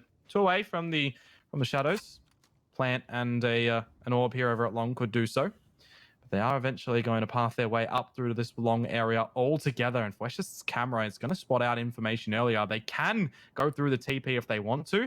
But with the deployment forces of Bliss over at that A site, they should be ready for it as well. Very large lob of 8 kills from Major. Find his 28th, 29th kill in the game, looking for a 30. Going to be denied in the end. And Flesh's now has to hold down the 4 to B. All the way out now. Flesh just tapping away. Spike Does at least down, manage to B. find another on a Duddy Boy. One Yifeng enemy remaining. in a position to deny, but unfortunately Easy is there, and with only Panda alive, 26 points of HP, he does have the showstopper available, but Ronski's there to deny it. And he does manage to find it, so we do see some good things still from Bliss, and you know, despite straight out of the zoo doing some good damage, at least they have put in a good effort here. Certainly haven't been absolutely sent to the side. It's just been Bliss looking really, really consistent. Now, the consistency is key in this one right now. You know, a little bit of a shake-up on one of the rounds on this half so far, but now that they've got 7 rounds of cushioning, they know that if they do drop anything, they will be able to pick it up a little bit later on. But for straight out of the zoo, Mitch, they have to run the gauntlet now. They have to make sure that they are getting everything done to a T. Make sure they don't drop anything. And for Ronski already being pushed up in towards this cubby, he hasn't been spotted out by that owl drone. Recon bolt's going to miss him as well. There is the first kill in the round. Nice hacks down. Can even still dismiss away if he needs to. He's gotten 3 quick frags. Yifeng good for 2 in return, but is that the damage done already in the round that'll guarantee victory for Bliss? We get it done. Opportunity still there, presents itself. Need that back. Taking that It's just so funny watching the 2 lads at the moment, Major and Ronski, just sort of fighting for it. Trying to get towards the top of the server. Major, he wants to make it 30. But that might not happen. Still could be an opportunity, though, if Yifeng bring it back. The neural theft is out. Trying to find the location of the remaining members here. 50 seconds left on the clock. They do have enough time to get over towards the B location. Questions pushing down. Should be able to find Mike. And off the back of that being a little bit split, I mean, it means the rotation is good. But now with the tripwire, the information is gathered. Yifeng is going to be able to get the plant down nice and easily, but he has so much work to do. Oh, he's actually given up the goat here too. They know this. They're going to know. They don't hear the spike going down here, Mitch, and they know that he's looking for an engagement. He's going to go over towards spawn. He finds it as well. 1 versus 1. Cosmic Divide. Yifeng, you're on for the ace, son. You're on to keep your team alive in this tourney, but no. Jungle says no. Finds the needed frag in the round to close at 13-5 over to Bliss. Well, there you go. They do deny Major of 30, but regardless, that is a phenomenal result coming out here from Bliss. I love the confidence that has been sent out by these duelists right now. It appears that the rest of the members didn't even really need to do a whole lot, but in those situations, that's absolutely fine. You know, not everyone needs to, be crazily contesting for the top frags every single, point of the game right now when it's just, Ronski, go kill, let's see what he can do. And obviously, both of them created so much space and allowed the rest of the team to make their way up. So congratulations to Bliss. They obviously move on in the upper bracket of the tournament, and unfortunately we do see Straight Out of the Zoo drop down, and we'll be joining the Direwolves in or what is it, later tonight, I believe it is? Oh, game 1 and 2 loss area. I think maybe we know that our good friend Digital is going to be covering the B stream games as well a little bit later on. So that is going to be good to go and watch over if you are interested in following a couple of those teams there. But for right now, that does mean that we're going to have Bliss meeting up with Order in this upper area as well, which should be a really exciting match, which will be on tomorrow. Absolutely. So, yeah, definitely looking forward to that one. But as we wait for the interview, I do want to give a quick notification as well, guys, of course. The second open qualifier for the closed qualifier, that's sort of how it works. We do have the opens to get into those 2 closed qualifiers for the Stage 2 of the Valorant Oceania Tour for 2021. That means, of course, there is still an opportunity to do it. So May 13th, sign up, get amongst it. But we do have Easy, the Sova of the handsome crew of Bliss. How you doing tonight, mate? Hey man, I'm pretty good. Pretty stoked that we won pretty quickly.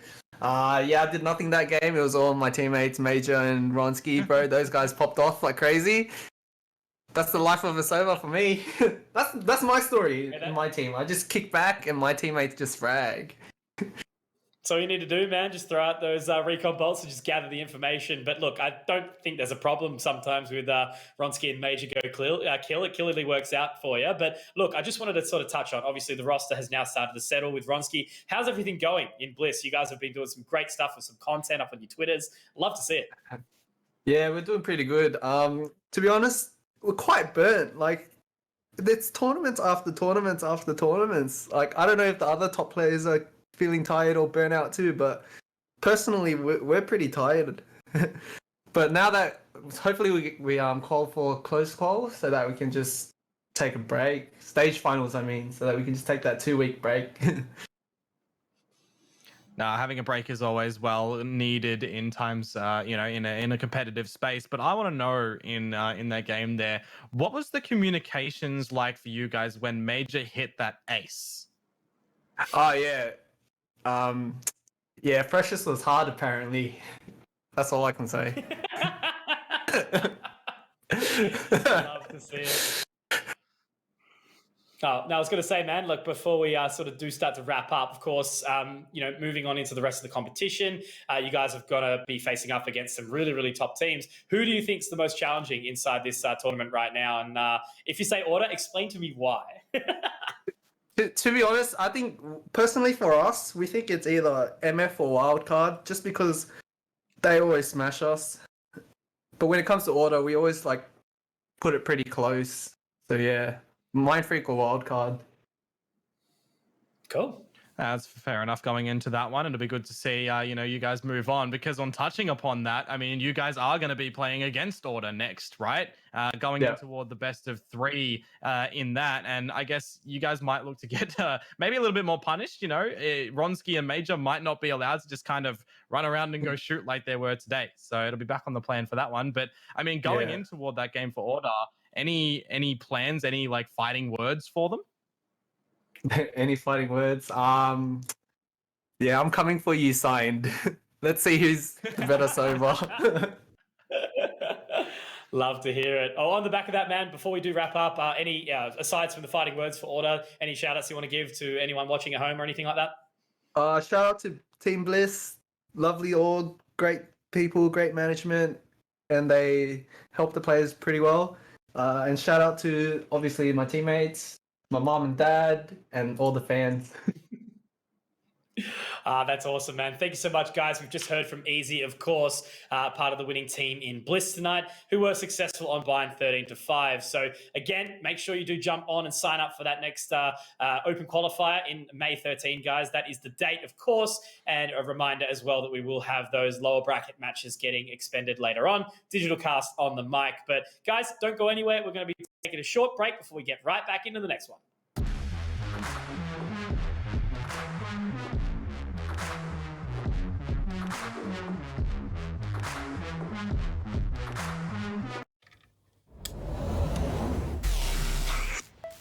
I just time traveled. Today's a big day for past me. He just got the latest Vodafone broadband with super Wi-Fi. Wow. Which finally means Wi-Fi in all 4 corners of the house. What? Even there? I've got Wi-Fi in the garage. Yeah, we do. See ya. Oh, it's still in the garage. Yeah. Super Wi-Fi. Wall-to-wall Wi-Fi guaranteed.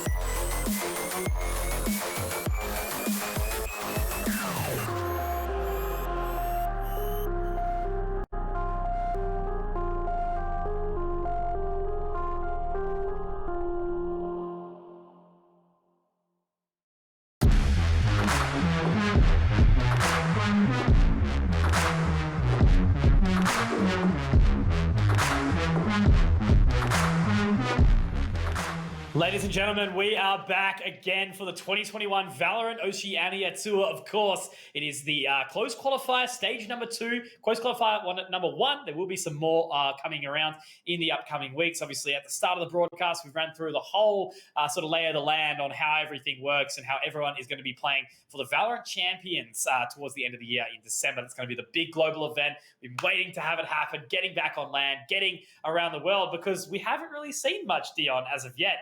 Of obviously what other regions look up against each other. Hey.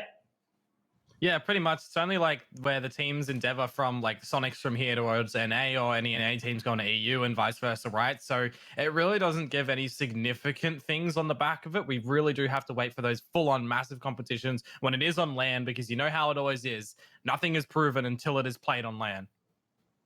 Absolutely. But below us, guys, right now in the lower third, we do have, of course, the results that we've seen tonight. Order was besting Direwolves there on Split. It was a 13-4 scoreline. And then, of course, we just witnessed Team Bliss take down straight out of the zoo. What was it, 13-5 on Bind. So very, very nice results to come out. Obviously, we saw some dominant plays come in from Ronsky and Major. And then we heard from Easy towards the tail end as well and signed earlier on. But that is only halfway on the evening tonight. Of course, the matchup that we do have now is going to be Mindfreak versus Paradox, shortly followed by Wildcard versus Kanga. So 2 more explosive matches that we've actually got on store for tonight, Dion.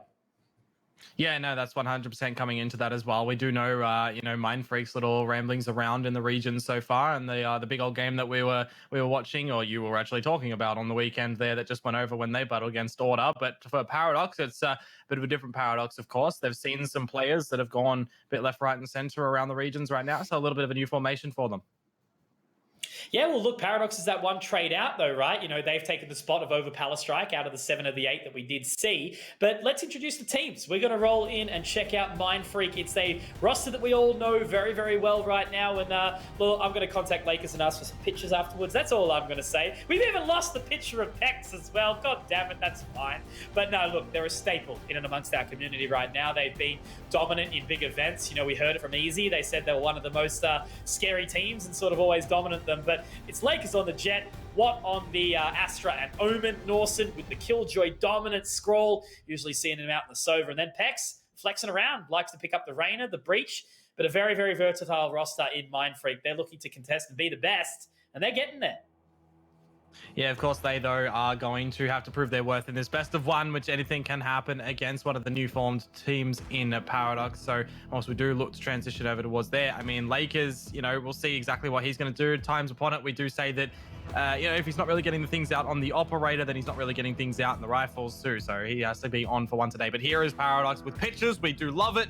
And this is what we're going to be seeing. Delusion, Indie, Nation, Exhibit, and Exempt. I mean, we're going to be seeing Delusion, go up on that Sova and the Viper. If we do come towards some specific maps there in Icebox Nation, we know that he's going to be bringing out that Killjoy and amongst Indie, over toward that duelist mentality, the Raze and the Jet from memory. You're going to have Exhibit on the Smoke and the Sage if needed as well, Mitch, and then Exempt. We know him to be also on the Sova, likes to change it up with Delusion when necessary, but one thing that I want to see is, if we're going to come into it, Exempt on the Breach. That's something that I like to see. Absolutely. In a recent competition, it was sort of my first real delve into the Paradox side, and it was very enjoyable to follow their journey on, and we get to see them again tonight. So, yeah, look, great roster. It should be a really, really good one as well. Mindfreak, again, likely a little bit of the favorite here, but there's the old stalemate, Nation and Norson, 2 fantastic players. I'm actually sort of easing around a bit of commentary lately that Norson having one of the potential arguments to start to become one of the best players in the region. We've seen him look so good, and it doesn't matter really who he's playing against. He can put up numbers. Yeah, we have to just see the consistency come through from him and the big brain on the Killjoy as well. Bring it back towards a long time ago with Pilsky and amongst this previous stage, I think it was, when he was getting out those nanos and stuff with the combinations. It was really, really good to be able to see. And AS Nation, likewise, being able to see the good usage of their utility in this game is paramount. You have to know how to use it, and pretty much when to use it too is a real big thing. Yeah, absolutely. So those are our players, those are our teams, and beforehand we actually did manage to catch up from Delusion from Paradox, of course. So let's pick into his brain and see what he had to say before the matchup. So my in-game name is Delusion, and I play for Paradox Gaming. The knife's out. He does spot the first, and the second hiding around the corner. Delusion. So we have one guy who's playing tonight's game, but is probably going to be leaving the team soon. So there's been a bit of differences in prac in the last 2 weeks. We've sort of had one guy come in for prac, but not actually playing. We need to keep our spot for the second close qual, so we sort of said may as well play this and then see how it goes. If we pull off a win, it's added bonus, to be honest. Yeah, we did get Mind Freak. I think since they got Pex, they got a lot better. The last open qual, we versed them for seeding games, and in my mind, we should have won if we didn't throw. So it's not so much that they beat us, but we lost, if that makes sense. So if everything goes to plan, there's a chance that we can upset. But as of right now, it's not really that we need to be top 2 in the region. It's mainly we need points this time around because we missed out last time. So getting the points this stage means a lot, and then obviously making next stage means more. Confirming top 8 now is important, and then getting top 2 by the end of the year is the big part. East side of things from a Paradox, with Delusion finding 2. Well, me and Exempt have been on the roster the longest now because there's been so much chopping and changing. So I joined in December, and then me and Exempt, basically the 2 that talk the most in-game and try and keep morale a little higher. It is difficult sometimes, obviously everyone knows playing, people get tilted, all that good fun. As for me personally, it's literally just positive mental and good attitude between everyone. I wouldn't say I'm the sharpest in the team by a mile, but yeah.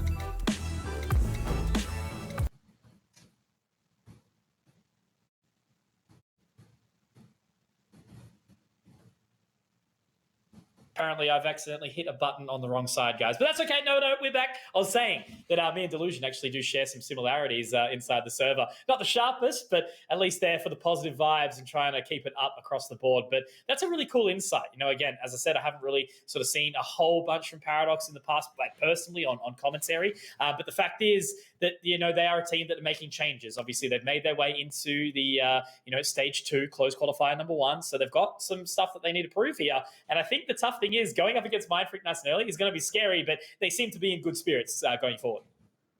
Yeah, and they've got a plan, as you do hear it there as well, you know, trying to accumulate some points in this one, go at it next time and try to qualify for those stage calls area, and then try to get top 2 by the end of it to try to get overseas. So that big plan is there for them. But, you know, they'll have a milestone to be able to go through that, right? They've got some roster changes that are coming on through that haven't been cemented in stone. You hear it there, you know, in playing with someone or pracking with someone, rather, who isn't going to be playing in this tourney as well. So it's a little bit unfortunate there, but hopefully it all is well-rounded when they get into the server tonight. Absolutely. So let's find out what these guys are playing for, obviously, or playing on, rather, as we do check out the vetoes here.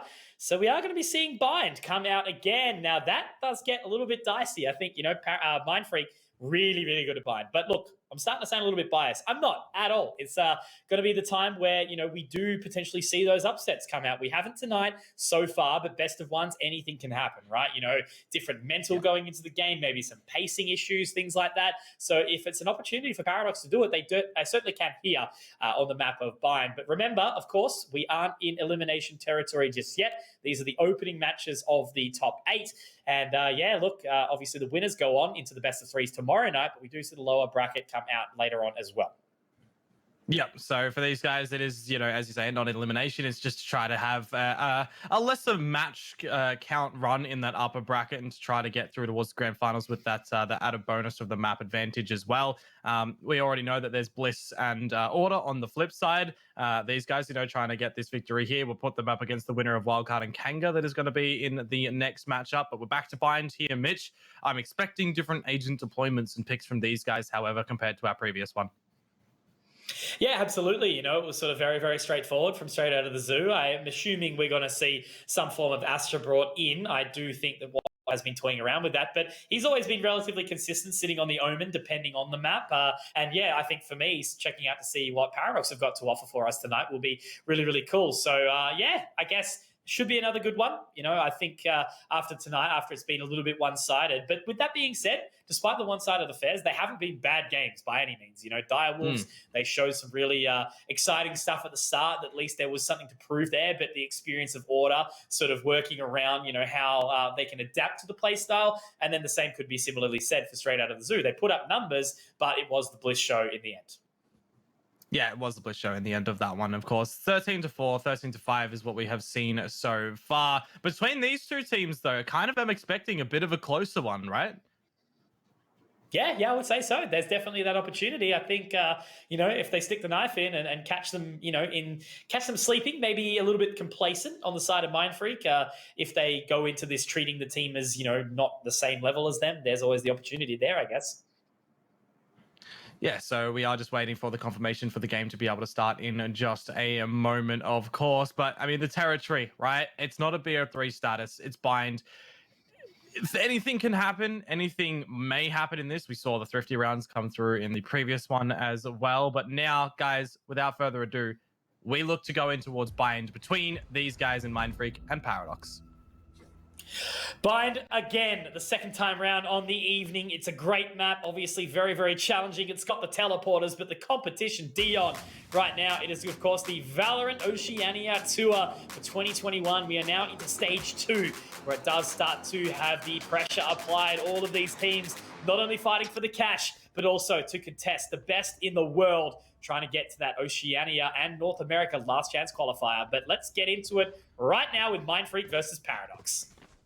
I'm just looking up toward it as well. You know what we're getting, Mitch? We are getting a mirror match in the pick of the agents right now. So it will come down to the differences between who can play better on these agents, whose aim is sharper, and who, or rather which team, is better at counteracting the opponents. So for right now, Mindfreak start on the defensive side, Paradox start on the offensive side, and we're straight looking for some B-Sands control, or B-short control as it's actually called there up in the left under the radar. But Paradox, they want to go straight on out, and that's a miss dash from Indy. Oh dear.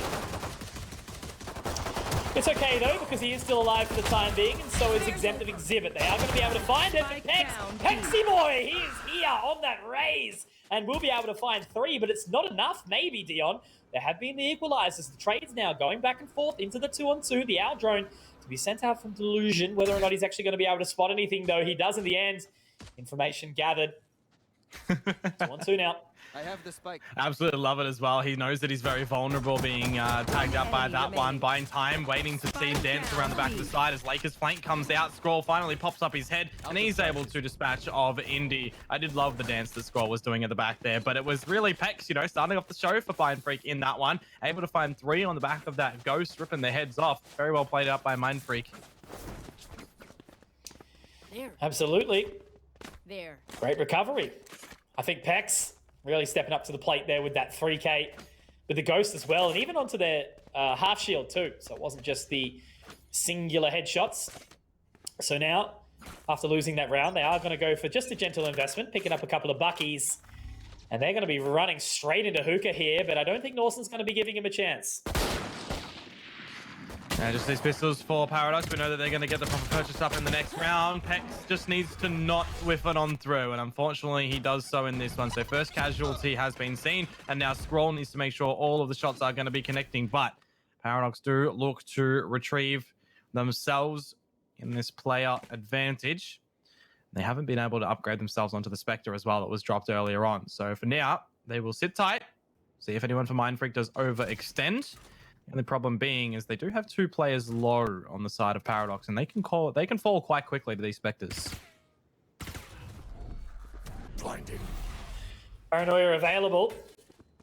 We'll be able to at least keep them at bay for the time being. Very, very low on HP. Lakers, though, this is his territory, Dion. You can't exactly contest that one, can you? The boom bot is going to be the thing that catches him. But what is on the other side? Nawson going to find Exhibit, but Nation, the last man standing. They're narrowly missing the shot. So well done from Watt. Closing a second round for Mindfreak. A little bit of BM as well. But now they move on into the bonus territory. The old Classico. Something in Valorant that I'm still adjusting to over time. But it does make it exciting. If the teams play it a little bit differently and manage to actually pull through a bonus, it does really set them up for a solid start to the half.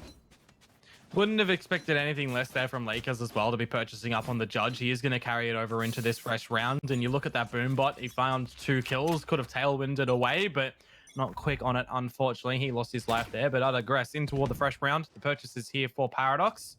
There is a deployment of forces in Hookah for Mindfreak as well, as on the flip side, they are actually getting out through towards Showers. I like this spot from Nation. Very, very deep, and he's rewarded for it as well. What? Overextending into no man's territory without his teammate as well to get out the trade. So quite unfortunate. There's two key factors in the Mind Freak bind. What's Showers? Lakers U-Haul. If you can manage to work that out, sometimes you might be rewarded. So it looks like that's the opening pick there. Nation doing his research, waiting for the aggression out on the other side of the dark cover. The only other challenge, I guess, aside from the really, really consistent play coming out from the rest of these players, Pex, super sharp, but Norson, he is impactful as anything, Really, really liking how well he has opened up recently. But Peck's gone for a little bit of a journey. Might find Nation, but it's actually going to be him to find the seconds. Nicely done. Paradox moving forward. Yeah, not dropping anything just yet to the lesser weaponry on the Mind Freak side. We know that they're lesser equipped because this is that bonus round for them. Scroll is going to peek out and he's cape to be fluttering on through as well. As the cloud burst's going on out, this is where we're going to look for the plant for Paradox and turn into a potential retake scenario for Mind Freak. The paranoia goes on out as Exhibit will look to fall back on it as well. Lots of crossfires to be seen right now as Exhibit manages to put Scroll to rest. Lakers finds his head on for the platinum now, but he's managed to find Exhibit. Remaining. Oh, Lakers. That's just him down to a T, right? Trying to get aggressive, trying to push through that cloud burst, and looks like Nation's going to be ready for it. So Norson just trying to get away from there. Very, very key for Paradox to try and keep as many members alive as possible. Going to get the recon dart out there as well, just for good measure. Norson's going to go for the teleport. He's actually going to be spotted too. Nation with the 4K. Very, very nice on that Cypher. And Paradox, they do find their first. Getting on that board, not dropping it out in the bonus round is very well placed for them, but this is where things will get really tested. This is where the purchase is going to come through for Mind Freak quite properly. Lakers with a Blade Storm available. He might even be toying with the idea of exactly that, the operator. I saw that he had 5,000 credits. He's going to do so and offside it with those blades. So a very large investment from Mind Freak in toward this round, and if it doesn't work out for them, they are going to be on that eco territory going in toward the next one. But for right now, Lakers is going to poison himself out through long, going for the peak. The recon bolt goes out. It does reveal him as well, and that's going to give up a bunch of the information because that tracer, that'll show his operator in his hands. Does indeed. He's going to hightail it out of there. No more contests for the time being. So that's a good start here.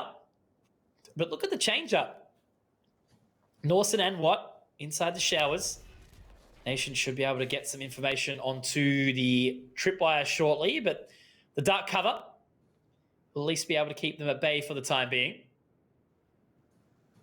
Slowly starting to creep up towards short. They are going to look to dismantle this tripwire in just a second. The dark cover come out as well. The dash through. And they should be able to get the spike planted pretty easily here, Dion, but it's going to be on Norson and Watt to strike when they choose.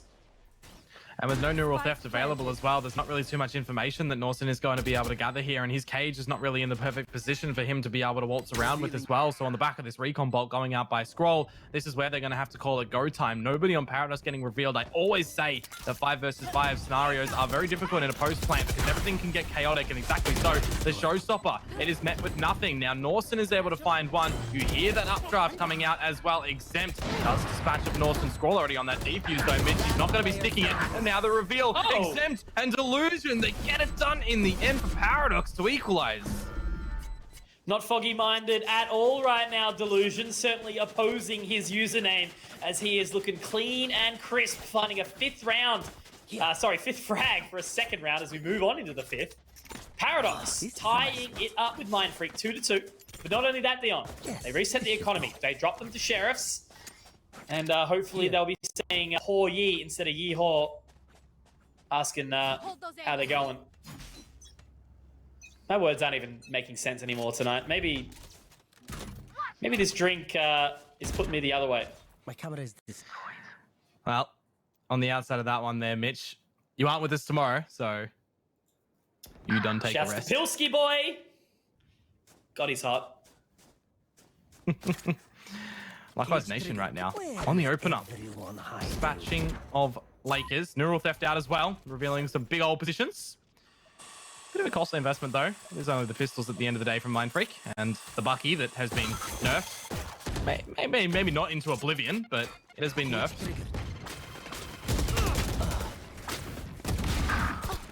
Indy, great openers. Dismantling the defense of B. Now it's going to be a big task onto Pex. Trying to get his way over towards CT. The dark cover will allow some additional time. Watt also can get into a good position here, potentially. Illusion does spot out the information. Gathered. That might actually choose to now force them away. Exhibit goes for the peak. Does actually find the shot. And now, unfortunately, Pex all on his lonesome here. Yeah, we'll see what he can do with the Sheriff. Maybe find 1 or 2 frags would be well placed in the end. Lots of damage out. Exempt knows that he doesn't want to take that fight anymore, and exactly right as you say, he's dinked him. But in this game, the Sheriff cannot be used as a one-shot, unfortunately. Indy closes us out with 3 frags for the 3rd round on Paradox, and now is going to be the time that we see the rifles back in Mindfreak's possession. Though we're not going to be seeing that operator for Lakers, nor are we going to see the Bladestorm, who have a tactical to come through from Mindfreak right now as well. So we'll sit with it a little bit here as they get their things in order.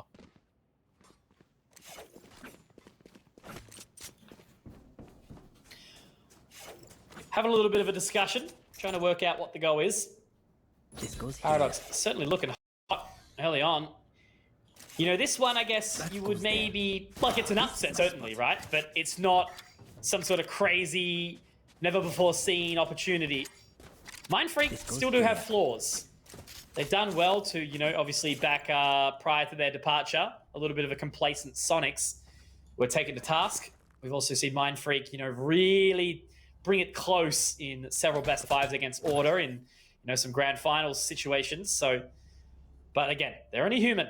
And Paradox seem to be taking advantage of that right now. Max cash, almost. Mindfreak do have another buy to get back into it. Pressure's on. Pressure is definitely on. You would hate to see a world for Mindfreak if you are a fan of theirs. Paradox to be able to just run away with it from here on out on this attacker's side after they've gotten a little bit of mojo moving in. They are going to be grouping themselves out through long here. Scroll with a bit of a delayed recon bolt as well to gather up some information on Norsen's call with this camera elevated up quite nicely. Tripwires down 2, but no real budging from any of the Mindfreak guys over on the A site. They just send in a paranoia to back showers. Nobody peeks on the back of that. Exempt now to try and clear everything over towards this site of B. So Paradox, they've flipped the coin. It's landed on the right side. Now they see what they can do around this site.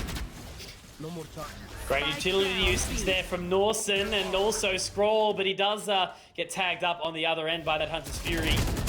But getting aggressive. Oh, Exempt actually lines them up. The Boombot did get excited, but apparently not going to be able to find it there. Yeah. Bot stuck. Can't oh, dearie me. Last player standing. Okay, Norsen. Okay, Norsen. Not bad. Good frags. And a 3rd for Mindfreak. The Mr. Consistent, you know, he is the B-site defender there. Gets a little bit of information from the tripwire. Damage through the Cypher cages. And now, as it stands, it is 3-3. 3-3 in the end. I still can't get over that Boombot. It just got stuck on the ramp completely with the shots coming on through. It was kind of unfortunate, but nevertheless, Paradox did what they could try and do in toward that round. It was good usage of the utility, though, from Scroll, the recon bolt, where we see Norsen find the first frag in that round, and the Hunter's Fury to get sent in after that as well. So good combinations of Mindfreak on their utility usage. Now they're going to look to do so yet again in amongst this new round. Nation is going to get revealed by that. So a little bit of early info is found out by Mindfreak, but nothing that they can really go up against. They're playing 4 over towards A. One little passive player over at B and Norsen there. So they really are just relying upon Paradox to come at them in this round. And I guess rightly so, right? They've got the Showstopper and the Bladestorms to try to entry in with. It's always nice to be welcoming in a bit of a passive nature in this scenario.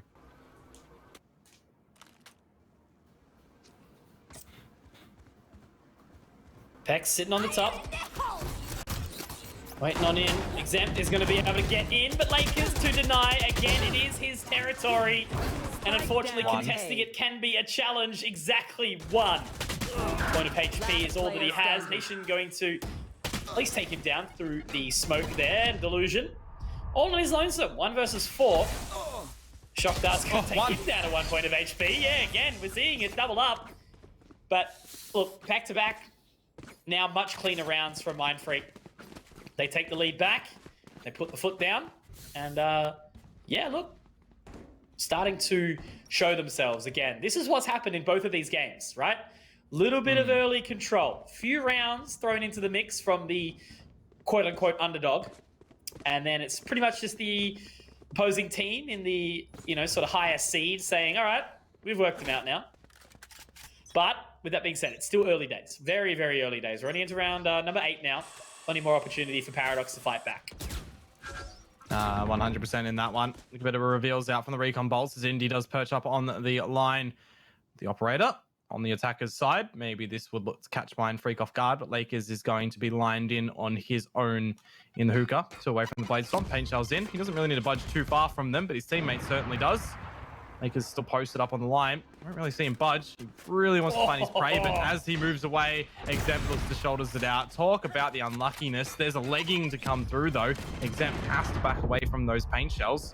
Lakers still does actually have his own Tailwind available and drops a Cloudburst. Now manages to have 1 shot stolen away. Tailwind's away, giving a good impression. Oh! In the round is Pex, however, able to find 2. Showstopper. Oh, no, never mind.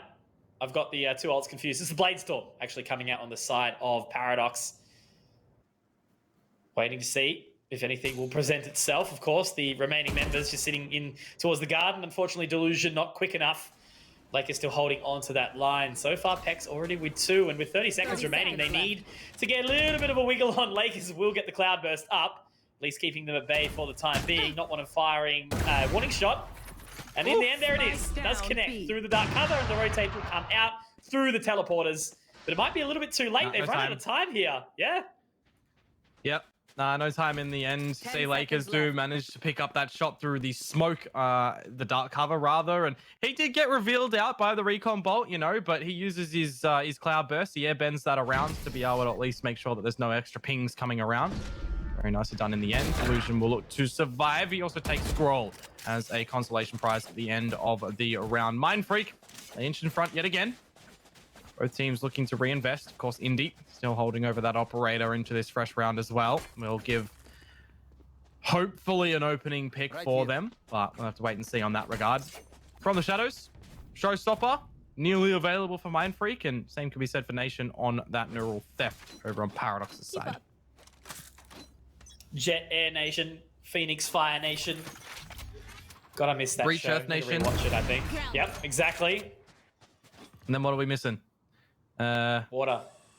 Sage. Ice. Yeah. It works. Sage pretty close. Yep. Certainly does work out. I remember seeing some like little video that was made on it. I definitely think there can be some I remember that. Cool design. I remember it. I think the funniest thing is like the little kitten that's standing up that has all the character utility on it. That was one of the funniest things I saw. Good content to come out. Delusion's done some great damage in the board this round. He already dinked Pex very early on, and now he's just found his first frag for his side. Exempt is going to be seeing what he can do over at the B side. He's going to catch Scroll, looking to rotate as well. You got to be really careful when you do look to disconnect from a site, as now, in just that, we see the TP from Shadows over towards the B site. They can look to get the plant down, and Lakers has managed to bring out the Blade Storm here. So we'll see what he's going to be able to do. But Nation, 6th sense that Awesome was there as he finds him. 2-player advantage for Paradox. Nightmare's over. I know exactly where you are.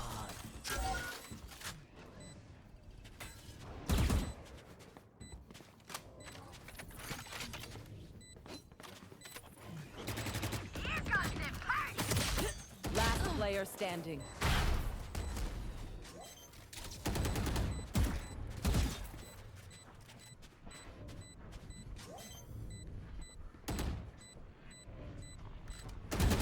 Time is ticking. Unfortunately, Nation is going to be the man to find a third again. Super clean as Paradox. Look, man, you know, we've seen them bring it really, really close. And they, despite Mindfreak sort of getting a little bit of pacing behind them from time to time, it has really just been the Paradox pushing back. You know, they're certainly not wanting to let them run away with it. Bind, obviously, very, very attacking sided. Oh my god, defending sided. Attacking side is challenging. So it's cool to see that at least they're doing quite well. Exhibit looks to be lagging a little bit right now, though. Paradox. One step closer here, Mitch, is the thing you can take it off to try to gain an equalization and a respectable scoreline at the half as well. 5 rounds on the attacker side. Nothing to laugh at. On their merry way, they are certainly looking to be plausible in that statement. 2-player advantage very, very early on. 1:20 to go. Rotations start to come out from Mindfreak 2. Eventually, the spike will be picked up by Nation to make its merry way over towards the site. And now you do sort of think of what can Scroll get done here with his teammate going for a very, very long flank still over at the site. Sorry, it was Nation to pick up the spike. Norse and Nation, both on Cyphers. It's too close. No, absolutely. But both of them playing really well as well. You know, they've had some consistency. They've had some multi-frags. Impact Station. Very, very important in the matchup of Valorant. 4 versus 2. Norson does want to press the narrative. Looking to make his way up towards short now. Information gathered. Scroll getting the shock dart in. So it's going to be all a matter of timing here. But it looks like they're actually going to call it now. Not happy with it. No information. No frags. They get the hell out of there. It's going to be a tie-up. Paradox, Dion. They are looking very, very good. The rotation. Indy will go down straight through the teleporter. Nothing else spotted. And then just going to see if they can hold on to this weaponry right now for Mindfreak. They would have loved to be able to grab an operator or something to give over towards the hands of Lakers. But for Naught, they're not going to be able to do so right now. And they're not even going to be able to reinvest into one, unfortunately. So the games that we've seen previously, Mitch, definitely a one-sided affair. This one, I mean, you come to expect not so much. And we do very relish in that factor, right? We love the close game. We love the high atmosphere and the high octane plays that come around it, and it also gives a good chance as well for us to kind of see what the new additions on Paradox are able to give out. You know, the longer the game, the more rifle rounds you do get out as well, so gives in really good things. Revealing area. So early information to try and be gathered again. This time Watt actually does get spotted out in his homeland of the showers. Lakers trying to see if anything early will spot towards him in this mid location. Nothing as of yet. So still playing it relatively passive. Paradox, happy to see if Mindfreak are going to change up the pace a little bit, try to go for some aggressive control somewhere. But 1:10 left on the clock. Exhibit still waiting outside that dark cover, waiting to see if it will fade. Now they're about to walk on in. Does have the paranoia available, but nothing just yet. So bomb buddy to go in. Should be a contest over towards this location shortly. Pex with the Spectre as well is going to go in, charge in, and able to find Indy. Exhibit. Indy falls after that one. One trade to come out from the side of Paradox. However, everything gets sort of put to a standstill. Watt's position not expected, and whilst he does get revealed to his fault, he is still allowed to fight, and he'll win the duel as well. But Mindfreak to have 4 alive at the closure of the round. As we do move over into the last round of this half, there is going to be enough for the purchase to come through for Paradox as well. So by all means, we could definitely be on for a tied line on the switch up. It's been a good game so far. No, there's not been sort of too much chaos. There's been some exciting moments come through, some multi-frags, but it's just sort of been relatively consistent. Paradox seem to be, you know, quite switched on as a team, knowing each other's limits and capabilities, and also at least sort of aggressing towards each location in a duo or trio. Exactly the way you like to watch this game be played. Lakers is inside hookah once more. Aggressive. Oh, that's a leg shot onto exempt. The collateral damage, not quite enough. Now Scroll to send the Owl drone in to try and gather some further information. We'll be not tagging someone over towards long, and 4v4 as it stands. Hunter's Fury is available for the side of Paradox as well. Maybe they want to utilize it early to get in towards this site. Maybe they want to hold it on for the post plant. Regardless, there's already damage being delivered onto Scroll, and he's very vulnerable. And now they bring it on out as well. Force the frag out as Nation manages to find it. They overlook Pex. That's spike down. Dark cover is going to keep him engaged as well. Has to use his utility now to get out of this location, as he does so quite nicely on those satchels. Can still throw out the paint shells if need be.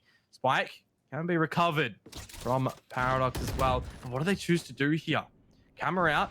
Even if they went over towards A, still got all of the deployment forces. That is a sharp shot from Pex. They do have over here, you know, Norson with his trapwires and his Cypher abilities. You got from the shadows as well, in case they want to quickly get Olmed over there to assist in what. The plant looking to go down now. One enemy remaining. Norson brings it down to just one. The Nation equipped. Absolutely equipped. Very, very sharp here. Has to recover the spike. Does have the neural theft. 10 seconds left. No, it's just trying to get this plant now.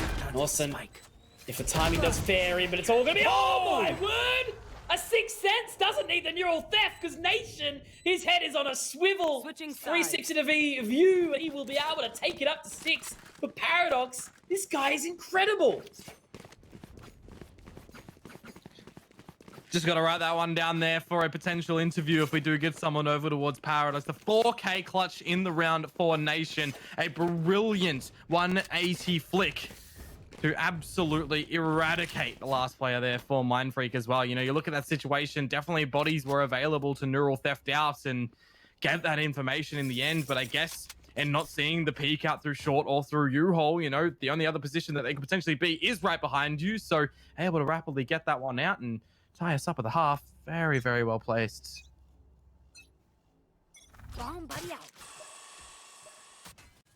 Oh man.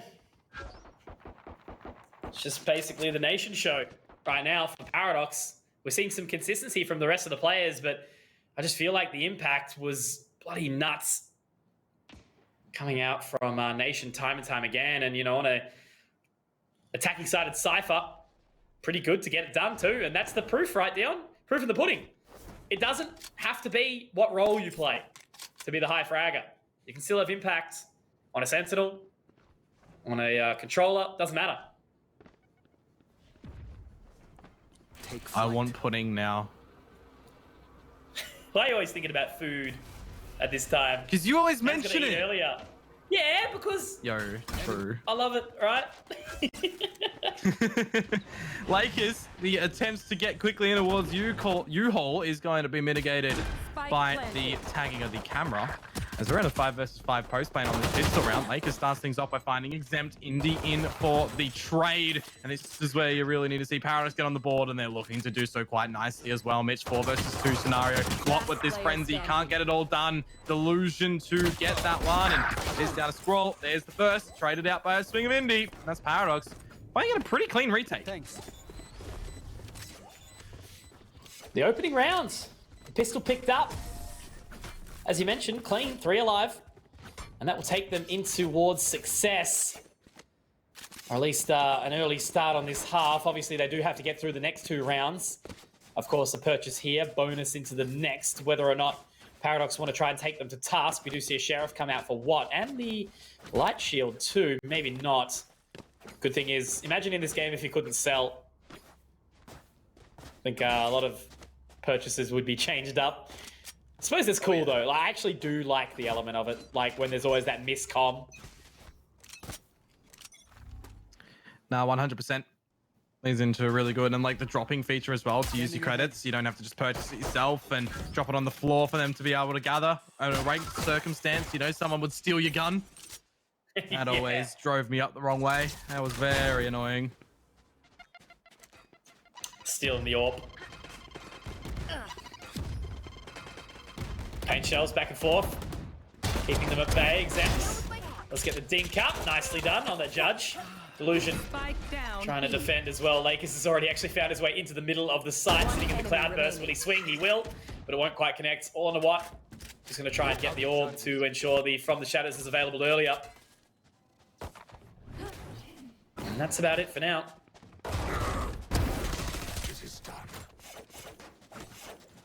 Pretty clean from Paradox, only dropping 1 player at the end. And I guess on the side of Mindfreak, you know, they get that orb on Watt to at least get 1 step closer towards an ultimate. You got Lakers, who's 2 away from the Blade Storm. Might want to see him farm it on through. Try to get it out, I guess, in the next round. But this is the quote-on bonus, right? This is where you want to see this one be picked up freely by Mindfreak, or as best effort to be able to do so, so they don't have to try and balance everything for a shaky purchase in the next round. But let's see what they're going to be able to throw at us. A 4-player deployment over at the A site Paradox, as they actually are going to pull 1 player back over towards B now.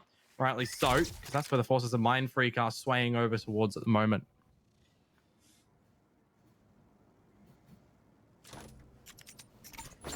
Nation. Getting the utility down a little bit later. Camera has been destroyed here. Exhibit, though, rotating up to try and support his boy nice and early. We'll have the Paranoia available to try and support if any pressure does start to amount towards this site. It looks like it will very, very soon. I'm liking the position of Norson, though, Dion. Might actually be able to catch off something a little bit later, but now they do move on up. Exhibit, firing a couple of warning shots. Nothing yet to be found. Norson, this is exactly what I spoke about. There's that captive. Does pick up 1. Still inside the position, though, which I don't think he's actually spotted out anything. Is exempt, but unfortunately only with the judge. It's going to make it challenging on the top. Oh, he didn't finish the kill. Finds 1, but yeah, exactly right. That's a second, but it's all on the Exhibit. 4 HP, it's not enough. Oh, could have been a little bit more shaky there for the side of Mind Freak, as you see Pex elevated up on that block. He wasn't able, he isn't finishing off that frag. He switched over towards a new target a little bit too early, but I guess at the end, it doesn't really matter. They got the round in 3 alive to carry over into this new round, but it does put on to the Prowess Paradox that they have the weapons in this one as well. And I guess at least for Mind Freak and victory in that one and juggling up the money, they are able to get a proper purchase again in toward this one, but it'll definitely be a little bit more hurting for them if they drop another player or 2. Regardless, they are 1 behind now, looking to equalize. Paradox on these defenses. They've got, the 3-player deployment over towards A, 2 over towards B. Just really playing, a bit of a default right now, holding back, not looking to get too aggressive together, throwing out a little bit of their util on that boombot, see if it can spot out any information. And they are going to be bringing Indy over towards B early as well.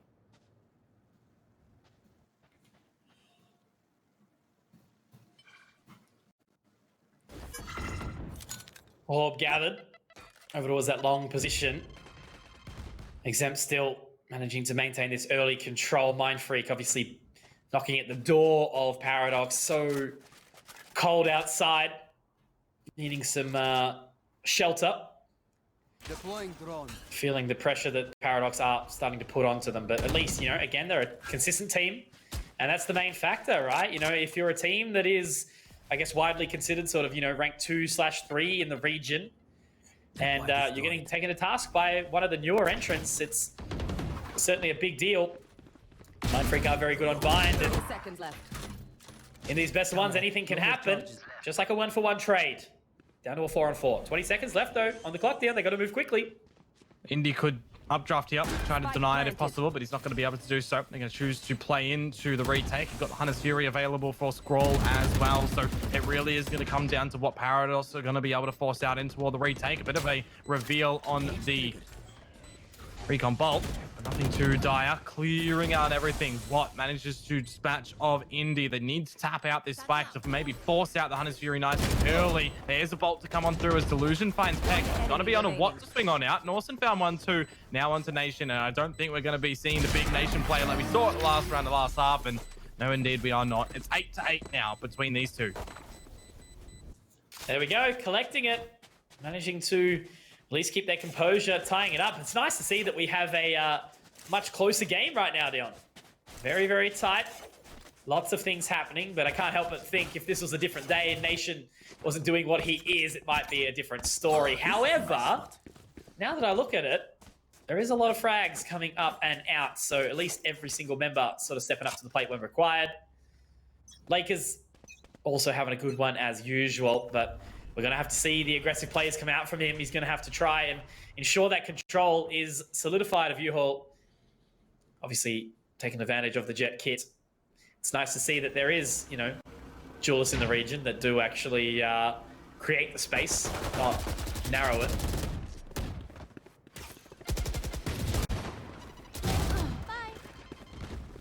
Towards the side mitch we do go.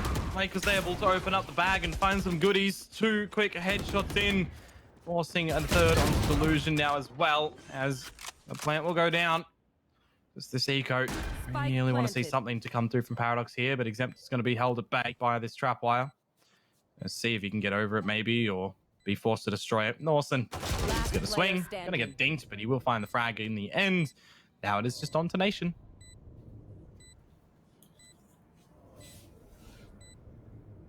Put in this position a couple of times now, but a clean round. Of course, a Mind Freak is what they're hoping for. Stacking up their economy now, looking good. Great shot. Can't quite find Pex. He was low enough to be taken down, but only losing the one limb of Exodia in Mind Freak here. Paradox are going to be fully purchasing into this one. Indy with the operator to come out. It's time to see what they can do.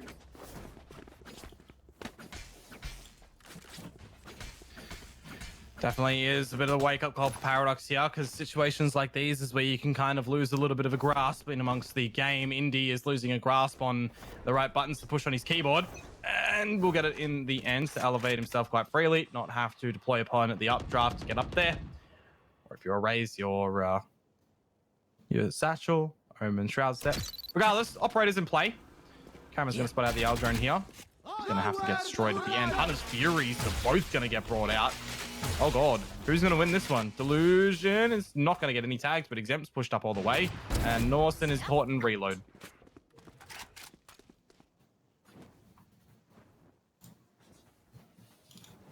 So, Mind Freak getting taken down a little bit. Repositioning. Obviously, that's the thing, you know, even being at a disadvantage, we still do have Pex alive, Showstopper available from the shadows, also there for what? They're actually starting to pull a little bit of a rotate there, so watch, not sure what information that they've gathered. Nation doesn't spot anything out either. There's the tripwire being destroyed. Now the call is to come over for that rotate. Showstopper available, will be sent out. Where's he going to look towards? No! It actually does clip on towards the wall, so that is a key ultimate utilized a little bit too early in the piece. Now trying to defend it in a 3-on-5. It's going to be a challenge. Delusion with the shock dart to open up. Oh, it's perfect paranoia, but what is able to find Exhibit through the obscuring of that vision? Brawl can't get anything done as it is all down to what, getting a little bit of damage through, and Indy has the element of elevation to catch the frag in the end. Paradox surviving with 4 really does back up their econ going into the next round. Build up some ults as well, and the most important thing is they actually gather that round to tie us up.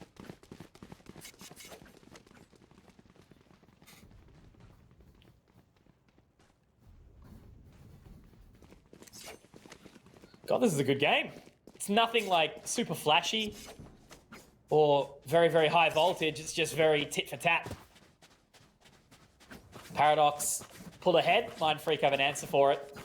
I think we do see, really need to see Mind Freak start to push forward as best as they can. If they allow any sort of stack up of back-to-back rounds for Paradox, that's where it may end. We are moving into the wee hours of this match. Of course, only needing 4 more apiece for the game to be ended. Otherwise, we could be staring down that overtime.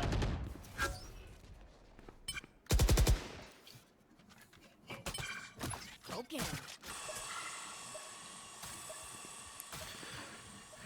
Early stages of this new round. A minute to go, rather. There's no frags yet being felt out across the server. Mind Freak just getting everything happening. I haven't really seen any of those one-way smokes go up on top of that double stack box that you sometimes tend to see on this map here. It's been just kind of pretty straightforward Valorant going on between these two, right? No extremely fancy things. And I guess in a mirror match and a very stable, early explored comp in Valorant between these two guys, everything is kind of tried and tested. And for Exempt to be able to find 2 there on the showstopper, but does elevate things quite nicely. Lakers finding the first frag on the round for his team, but they haven't got a lot of control or dink for his efforts as Lakers gets out Delusion, and Exempt is now on for that 4K. 20 seconds to go. They're not going to give Lakers a chance here. Going to play safely in the 1 versus 3. Main factor is here. He's just on the other side, but he actually does manage to find it. There's a world beyond where he actually wins this if he's ready for the flank, but it will be Exempt. Lakers does bait out the shot from Indy on the operator, but Exempt very, very nice in that round. So a good effort regardless. But it is going to be Paradox finding 10 damage dealt to their economy, meaning that they will have to reinvest. But they do have the operator, they've got the Phantom, and they've got the cash to do it. Got the cash to do it in the end. They're going to have to do it again. Try and get one step closer to the victory mark. We haven't really seen too much substance actually come through from Scroll in this game as well. You know, seen a couple of taggings from the recon bolts and trying to get a couple of Hunter's Furies out. We've seen some kills from them, but apart from that, no real kill department shenanigans happening there. It's just been what assists can he try and get on through, and for the team to be able to, you know, try and sleuth things together now on this attacker's side, it does feel like Paradox are just getting the real early information on out. And now that camera does get destroyed, they got the paranoia out, the cage as well to feel some of the vision, where Nation is going to attempt a little bit of a shoot back, but he'll fall back.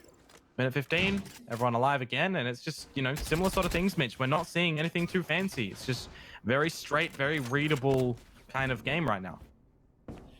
Yeah, just trying to see if anything does sort of slip up on either side and, you know, putting themselves in the position to capitalize on mini mistakes, but the teams aren't really making either of them. It sort of, you know, relies on the individual players to try and gather some additional control, especially what we're seeing on this attacking side. Mindfreak, unless a player does get the big early impact frag, but most of these rounds are really going down to the wire in the sense that we're dropping down to sort of, you know, 20, 10 seconds before the spike plant does go down, which is not something you always see. You know, Valorant has a tendency to either be a extremely quick game or a one that drags out a little bit. There we go. Lakers trying to get up and close and personal, but only nearsighted from that paranoia. It's going to be exempt to find the opener. Awesome, good for one on the trade, though. Back now to a 4-on-4.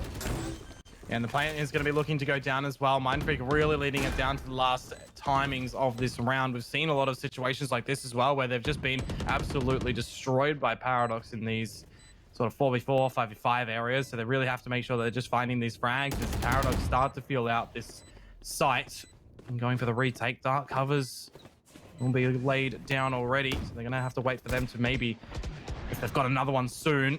Cloudbursts are going to go out though. A tap on toward the spike, a recon bolt through as well. It's actually in toward the smoke, I do think right now, or maybe it was destroyed. I didn't catch it. Indy with some blaze out. Indy with some blaze. 3 Nation to close it. On was the defuse.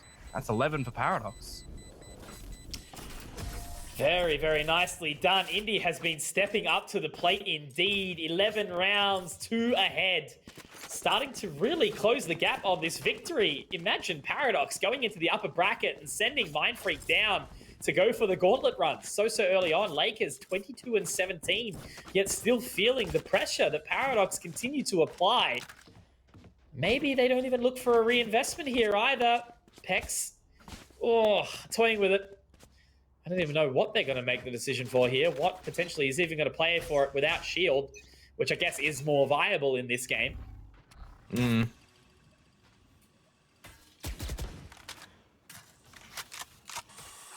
Good allocation of the cross set to destroy the dart nice and early. Doesn't get any immediate reveals, and it wouldn't have really been able to be capitalized upon if you're Paradox too, unless you swung out towards long. That's not going to have a Hunter's Fury to be able to utilize the delusion, but you know who does? It's Scroll. He needs to be able to find something here, and that's just a really unfortunate circumstance. Delusion finds Lakers there, and not even the kill to come out through the Hunter's Fury. As I mentioned a bit earlier, Scroll having a bit of a rough game right now, as they do concede over the first frag. Yeah, well, there you go. That's the big frag up in Lakers taken out. No more openers for this man. It's going to fall into the shoulders or the lap of Pex. Exempt jump spots. Does try to go for some information. Pex definitely would have heard that one. Obviously, Delusion very, very low. Nation a warning shot. Nothing yet to connect, however. It does look like they are going to make their way over towards this position. And once again, it's actually going to be Dawson this time around to try and catch the rotate off as they do go for the teleport, but no one's going to be doing that. It's Scroll and Watt to open up Beyond. They bring it back to their favor, and now Nation, pressure is going onto him. And hang on, they go for the teleport here. Yep. They already had Norton who pushed through towards spawn to be able to find some of that early information. However, they do lose him now, and it still is a player advantage over for the Mindfreak side, but Pex is going to have to TP. He will maybe look to hold down a flanking position right now. They only knew that there was a couple of players coming in through the defender spawn, and I think maybe Norton pushing out. I know he spotted out the Jet in Indy, but I also think he spotted out Exhibit. So they should know that both of these players are coming in from the flank. What Manages to find Indy, and now it is just down to Exhibit. Destruction of the Dark just reveal around the location of where he is. He can get a dark cover on amongst the spike, but he's looking to tread the issue first, and has a bit of an awkward spray there. Scroll, though, manages to find it. As Mindfreak hit double digits. Okie dokie. So they're not done just yet. Not requiring Lakers to get the job done, which is good to see. Means that Mindfreak still in a position to turn this one on its head. A couple of rounds is all it's going to take. Best of ones. Remember, Dion, we said it. Anything could happen, and this has proven to be the tightest game of the evening so far.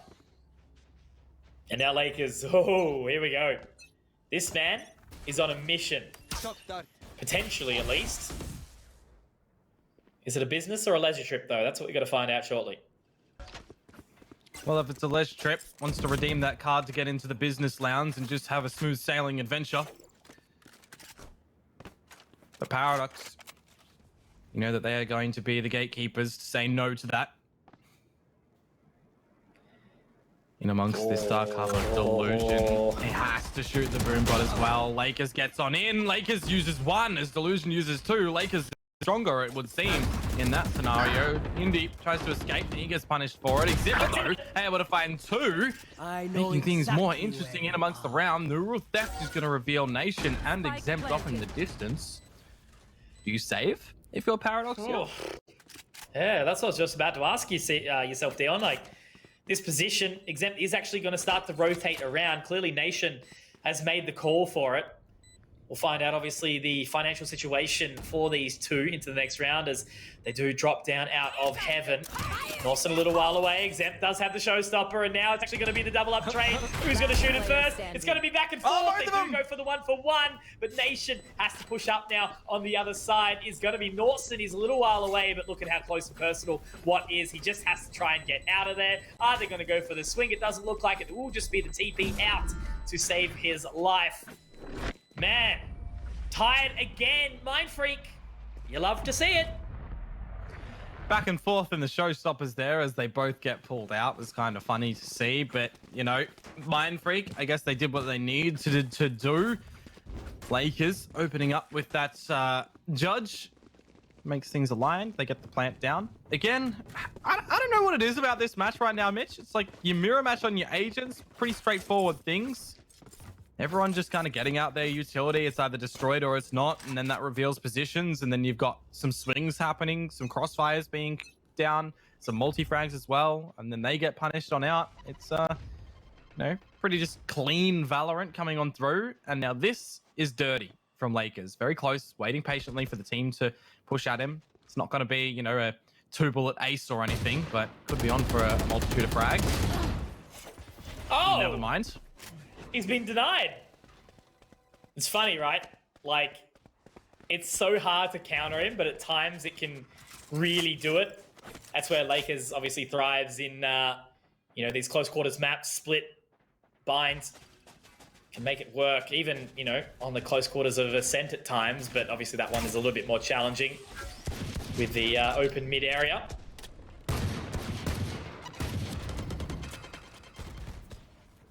Pistol to Paradox image.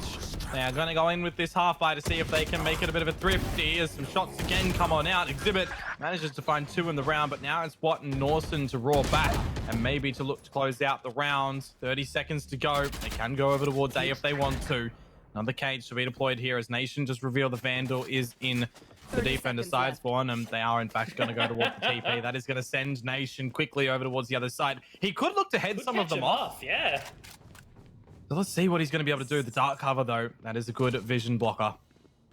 Oh, man. Nation can do this. He's got an opportunity. Spots out the info. Knows it's got to be planted in this particular location, but apparently, what? Stepping up. Looking for the 4K.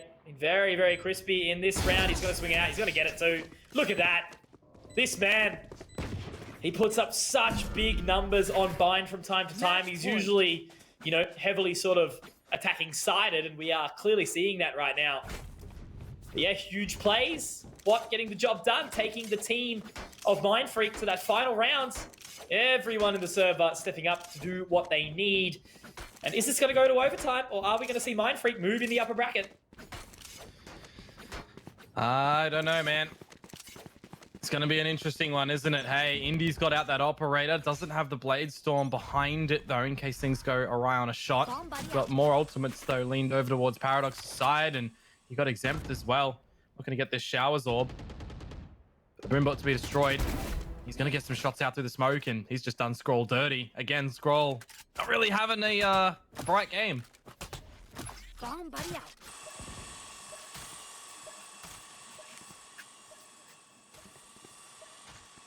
Disadvantage on a singular player again.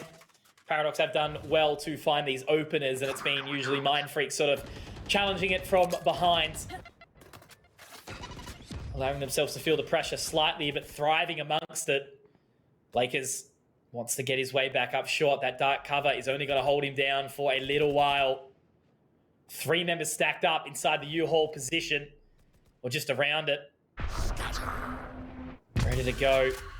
From the shadows, does come out, but it's immediately destroyed. So nothing else will be gathered from that one. Now the pressure does start to amount. Lakers caught up, and Nation will take him down. This could go to overtime, Dion. 30 seconds left. Yeah, it definitely does start to feel like it. Mindfreak, there's situations when the time ticks away very, very far. They haven't really worked out for them, though Pex manages to find another one in amongst the U-Haul position. Now, as the spike goes down, there's a big old reveal on a Norson. Takes 80 points damage to his body on the Hunter's Fury. What primed and loaded with the Paranoia, needs to find this kill to the heavens, gets Delusion, Norson gets Exhibit. This is strugglesome now, as it's all on to Indy on that operator. I said that the Blade Storm couldn't assist him because he doesn't have it earlier on. Mid 1 versus 2, Cloud bursts out, Tailwind trying to become the airbender that we know he needs to be. Dark cover as well, needs to tap on the spike. This is so difficult, looking to tick it halfway, but no, Dawson says no, and that is a massive hold from Mindfreak. It was just huge. They needed that. They just bring it out of nowhere. Well, that happened many a time that we saw, right? You know, despite being at the player advantage, 2-3 rounds, they were winning, 3v5s and really able to bring it forward. So Mindfreak, excellent stuff that we've witnessed from them in the server. But the same could be said for Paradox, man. I don't want to take anything away from them at all. To be able to take one of the giants of our region up to a 13-11 scoreline is pretty phenomenal. So obviously a big shout out to Mindfreak. I think this would have been an eye-opening game for them to understand sort of what's coming at them, especially in the mirror matchup too, But look, yeah, fantastic stuff. And I'm sure we'll be hearing from one of the players from Mindfreak very, very soon.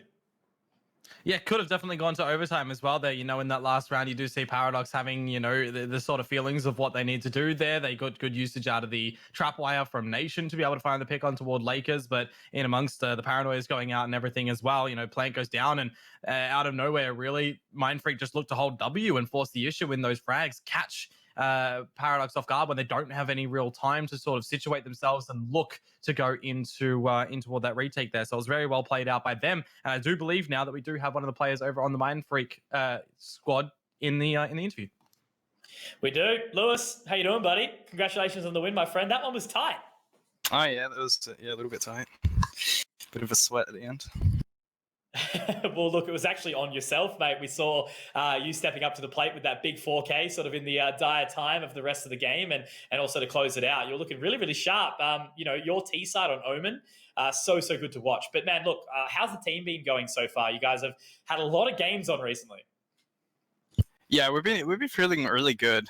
Like, leading into this match, it's a BO1. We knew it could definitely be close. We didn't think it would get that close, but yeah, besides that game, we've been feeling pretty strong. But at the end of the day, it's best of one. They played really well today. Yeah, it is what it is. So, hello, by the way. Hi. On the first half, it was 5-6, your guys' favor. Nation whips out a massive 180 from the Paradox side. What were your guys' reactions to that? Yeah, we weren't tilted about it, but it's like we played it horribly. I feel we just all took 1v1s. We didn't play how we should have. We almost gifted it to him. Like, props to him. He played it perfectly against us. But as soon as we lost that, I tried to keep everyone focused. Like, it happens, It's like can't get tilted over one round and give the whole map away. But yeah, we refocused and knew we could definitely still pull it back even after losing that round. One of the things we've actually noticed from yourself, guys, obviously the Mindfreak roster has been together for a little while now. Obviously, Norson, sort of the most recent addition, but consistency seems to be key. You guys are contesting up towards the top now. You're getting so close to taking down Order. Do you guys think you can actually do it in this, second stage of the Valorant Oceanic Tour? We can definitely. We've definitely got it in us to do it, but I still feel like we're a little bit inconsistent. Like we're still beating the teams that we should be beating, but it's even these teams like Paradox. Even though we're winning, it's a lot closer than I feel like it should be, and we just need to. If we want to beat Order convincingly, we need to stop making these little mistakes, giving up 1v3s, over peaking, versing Order. They'll punish that every single day, and once we establish and get that consistency of not making these little mistakes, I think we can definitely take them on and beat them. Alrighty, before we let you go, you guys are going to be playing the winner against Wildcard and Kanga. Who would you rather play and why? I want to verse Wildcard. Fine, because even though we've placed top 2, I feel like there's a lot of discussion of who's contending for that top 2 spot. Even though Wildcard's been a bit shaky, there's a lot of doubters still thinking they're better than us. And I feel like if we can finally verse them, it will really determine who is that second best going into this next stage. Yeah, man, look, they have been up and down. They've sort of been changing their agents up and everything like that. But that'd be super exciting to watch. So that game's going to be coming up next. But Lewis, before you go, mate, any shout outs you want to give or any comments to make to the players watching at home? Yeah, shout outs to Logitech and our coach Arkin. He's pretty hot. And shout out to my cat. Hi. Love to see it. Good man. But look, we've just had Watt on the line. Obviously, that is a bit of a change up. Of course, we've seen Mindfreak get taken very, very close to task in a 13-11 position. So we're going to come into our final best of one of the night shortly. I do remind you guys as well, though, that of course we do actually have that lower bracket match being played onto the on one of the other streams as well. So LPL_Valorant, of course, will be able to be brought to you by Digital. I think actually we've got Minimize as a guest on there as well, Dion. So that's obviously something that you can watch in and amongst the break, which is not up just yet. Dion, give us a bit of an idea of what we're sort of expecting to come out from Kanga versus Wildcard. That one should be spicy, right? Oh, but even before we get onto that one, Mitch, over in that lower bracket match that you did mention there, they've actually had one of the maps already been played through because that is a bigger 3, right? So for the people that are just here, Yes. we currently do see the Direwolves have 13 forwards straight out of the zoo on Ascent as their first opener, and they're currently playing on Haven. Very, very big stuff, all guys. Make sure you do jump into the other channel. Give Digital a kiss for us. We are going to be taking that short break, though, now. Before we do dive into the final best of one of the night, thank you so much to everyone for sticking around with us for now. Wildcard and Kanga, just around the corner.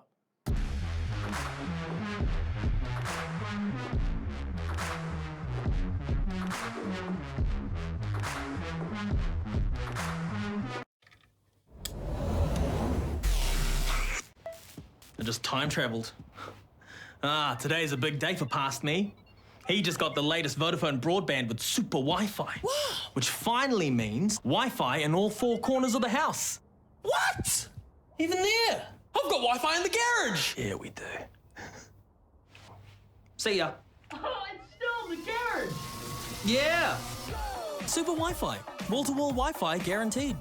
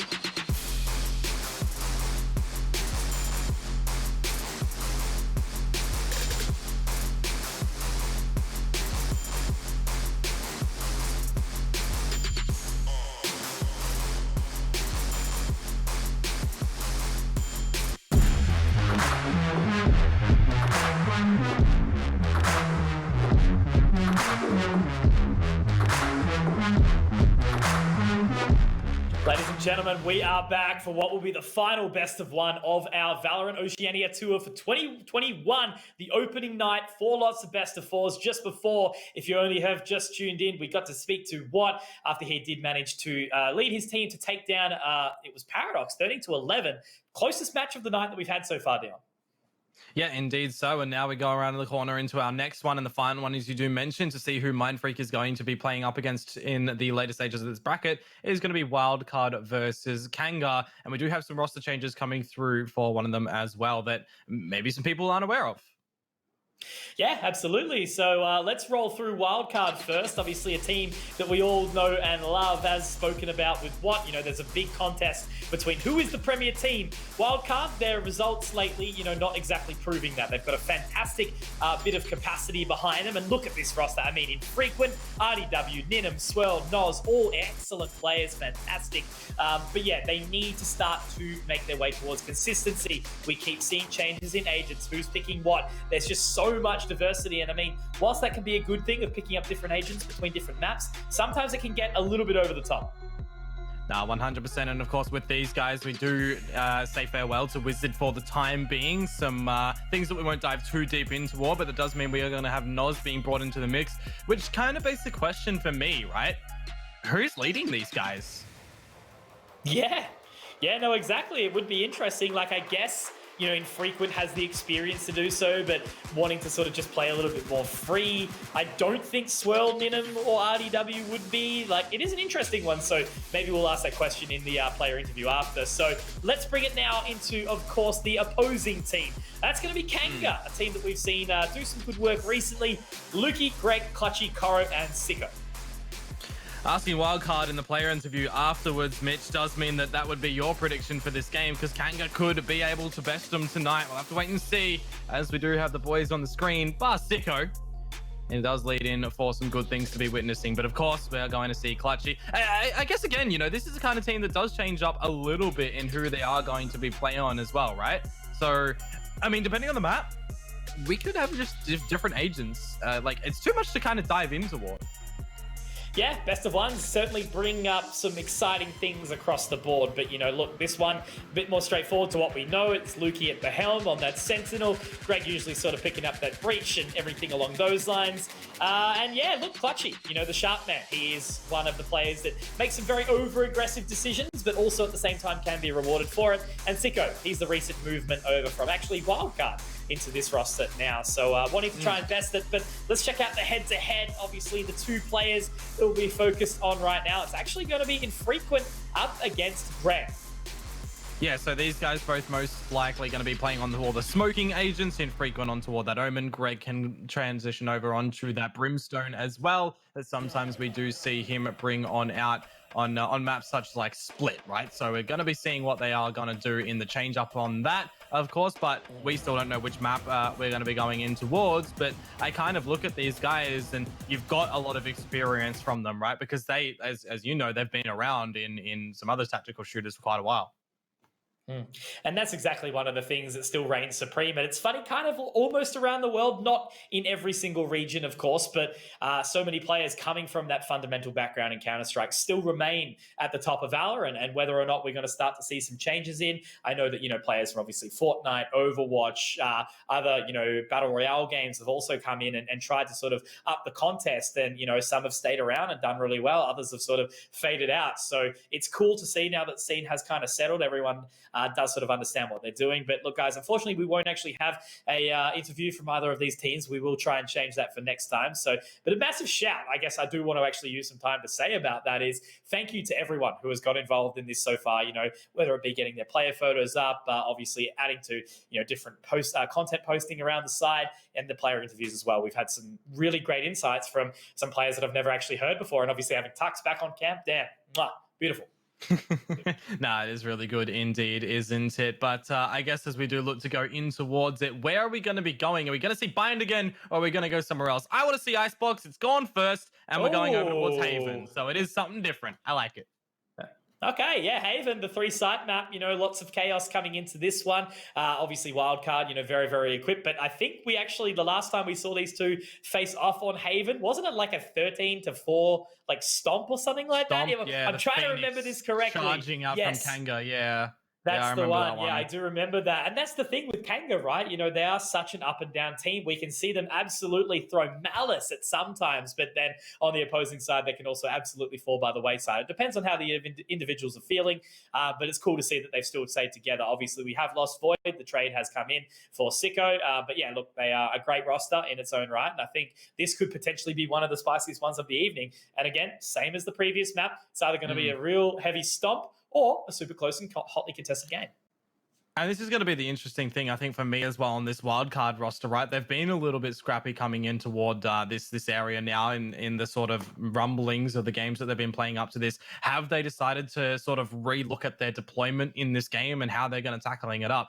Are they changing their agent pool coming into it? You know, there's some teams now that are starting to adopt a Sky in toward their ranks. And, you know, a Sova, I mean, it comes to expect on amongst this map, but you can sometimes even get the Breach in. Remember way back when Dick Stacey used to bring in the Breach on this map. So it kind of is up in the air on sort of what style and what strategies these teams are going to be throwing in toward it. And I really do wonder, for the wildcard sake of things, you know, they're a team that we put right up the top. Are they going to be able to still showcase that they have that? Was the key to consistency, right? You know, some people say if it ain't broke, don't fix it. Others try and, you know, see the bigger picture and try and rotate out as many things as possible, never really getting to the end of it. So that's one thing I think sort of we're seeing from Wildcard. They're trying so hard to see who can play what. And sometimes, you know, going back to the roots may actually not be a problem, because that was where we saw them lose, right? You know, they had these really weird agent selections a little while ago, but we won't dive into it too much, guys, because we are about to head on into the game. Let's move into Haven. It is, again, the map with 3 sites, and that does leave up for very, very open and early aggressive duels cutting out from both of these teams. Whether you're attacking or defending, it doesn't always matter, but it is obviously the final best of one of the evening. This will be number 4, Valorant Oceania Tour 2021, stage number 2. We're moving into the hype train now. Let's roll into Haven, Dion. Kanga versus Wildcard. I like that it's a new map. I like that it's not just going back towards Bind in this one. I'm actually kind of surprised that there was no Ascent to be thrown into the mix, as that sort of being the map that is in the straightforward area. But for right now, Wildcard on that defensive side, Kanga on the offensive side, both teams opting to deploy in toward the Astra. You got the Phoenix to come through from Clutchy as the solo duelist on the side of Kanga there. Still got the Sova, the Cypher from both sides, and you got, of course, the Raze over on Wildcard bringing in that second duelist. So we're going to have to see what everybody wants to bring up nice and early. For Sicko, he is looking to dodge out this gravity well. That does make him vulnerable, so has to be really careful, because that's big old damage if he gets tagged. Absolutely, a little bit of vulnerability showing. Creeping on up. Clutchy might be able to try and take this one. Obviously, the run it back, and they're needing 6 orbs. Able to get it up nice and regular. Lots of control can be established by this one. Just waiting patiently, though. Looks like they are a bit of a stalemate right now. 3 members stacked from Wildcard over towards this A site. Thinking back, you know, a lot of the things we do see is control towards B, but leaving down that Cypher tripwire on the front of the site might be the catch-off item. RDW has actually dropped down the Cypher cage. Might have to redeploy it shortly, but he is spotted up by Clutchy early on. One of the biggest things in this as well is RDW actually being on the Cypher is something that has been a very long time since I have seen, though. Hey, like, you look at Ascent, he looks to bring up the Sage. We've seen him jump on the Raze before, on the Split and everything, so it is very difficult, or very different rather, on the deployment here, and also infrequent, being back on the Duelist instead of in the smoking, because I mean, Noz on the smoke, just come to expect that one. Very, very different. Post-plant though, Mitch, just beginning to the rumblings of the B site. 2 frags, 3 frags to 1. And they bring this back. Good position. Great lurk over the back from Greg, taking down the Astra of Noz. Now Sicko also to drop near him. Greg looking good here. All into RDW. Runs out of bullets. He's low HP, but he's actually got to swing around the corner. Let's pick up the Ghost, taps onto the defuse, spots at the toes of Sicko. But unfortunately, he sees head and does take it off. Drops down RDW. And the opening round found by Kanga, but a hotly contested one at that, Dion. And another thing, actually, Swirl being put on toward the Sova. This is just a completely different play style, like looking at it on paper from Wildcard right now, because you've got sharp gamers across the board, right? It is always the thing of who do you place onto what agent. And I mean, they have rumbled it up. Ninim is going to be back on the Jet. I do remember talking to RDW a little bit ago saying that they've taken Ninim off the Jet. And they're switching it up, so it's kind of interesting that they do go back on toward it. I guess maybe one thing that could be considered is that Wizard isn't here to be able to assist on that Killjoy department and everything, so maybe that there does change up what Wildcard are really wanting to do. You know, maybe limping a little bit. We'll have to see how Noz kind of forms in toward this roster, but for right now, we've seen farewell to Koro, farewell to Sicko, and Clutchy. He's found Ninim. Clutchy's found a second one into Noz, single-handedly opening up this C site. Spike a little while away. Does have to pick up Swirl. It's on the other side. Firing a cheeky little warning shot. There's been some good damage come out from Wildcard at least so far. Infrequent. Obviously very, very sharp with that Sheriff. Trying to go for a shot to the back of sight. Clutchy just tucked in. Information will be gathered in just a second from that dart. Now Clutchy has to try and get away from that location. He will be tagged up extremely low. This is still a somewhat winnable prospect. There we go. Frag in from Swirl. But good trade. Coming out. Now all they have to do is line up. Oh, the timing unfortunately doesn't favor Infrequent. His crosshair was still over towards that side. It might have paid off for him, but good damage. Means that Kangat goes into the bonus with a little bit of I suppose, an under-equipped buy. As we're going to see Wildcard fully charge up. Swirl with the Odin. Okay. I mean, it's usual on the Sova, but Haven? I guess so. Playing Garage, maybe. Yeah, we'll have to wait and see what they're going to want to do out. We know that the Phoenixes on this map can try and just farm those orbs, right? Get the one time and time again over towards A long, or maybe you see the Jet look to do so to get the blades up. You can even see the Sova do so on the back of the Recon and get the Hunter's Fury. It is very, very plausible, but I guess that's where Astra kind of changes things, right? If you go to get that orb, you can just have a star there, a gravity well, and it'll give you a little bit of sense of pressure over towards that area. So on the back of that, you see the pressure from Clutchy here on the run it back. Does get damaged up a little bit, but he's not going to be able to find any frags behind it. Cheeky from Noz sitting inside that Nebula, looking to spot out onto him now. Infrequent does peek around the corner. We'll have a little slow orb to try and deny. Lukey and Greg opening up really well here. Sicko to find one as well. Taking down very, very low, 30 points of HP, but it is going to be Ninim getting the entry back. Plenty of time. Just try and find their way back in. Spike only just going down, but there's the neural theft. Should give the information away quickly. Swirl, Ninim need to pick up the pace and get their way out CT together. Try and isolate these members. Lukey holding the line is going to fall. 2-on-2 now, Dion. Winnable. I don't think that's where the dart was intended to go. Swirl might be a little bit new towards the Sova right now, but as they do get on toward the defuse, they're now off it because of the gravity well. Ninim good charge on towards Sicko. 3 in the round, looking for the 4th as he finds it as well. There is enough time for the defuse. Bladestorm's already found. It's just for the round victory in this one as Wildcard very, very closely do gather it.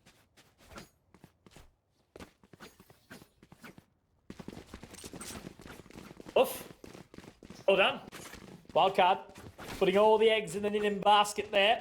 Able to pick it up with the Vandals, so it's going to be a tough reinvestment, actually, for both of these teams. Both in a very, very difficult economic situation. Maybe they've picked up the wrong crypto today.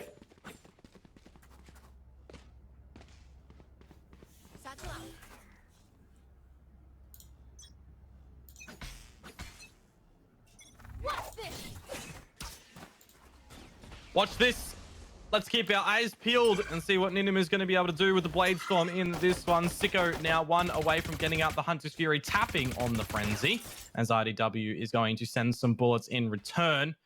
It's going to be interesting to see if we do get an interview with Wildcard, if they win here, you know, what the choices were for the agent changes in this one specifically. But the sneaky beaky play from Ninim here, he's jumped over the trap wire. It's all going to come down to the precision in timing here, Mitch. When does he choose to go forward? You can see that Greg here is looking for it.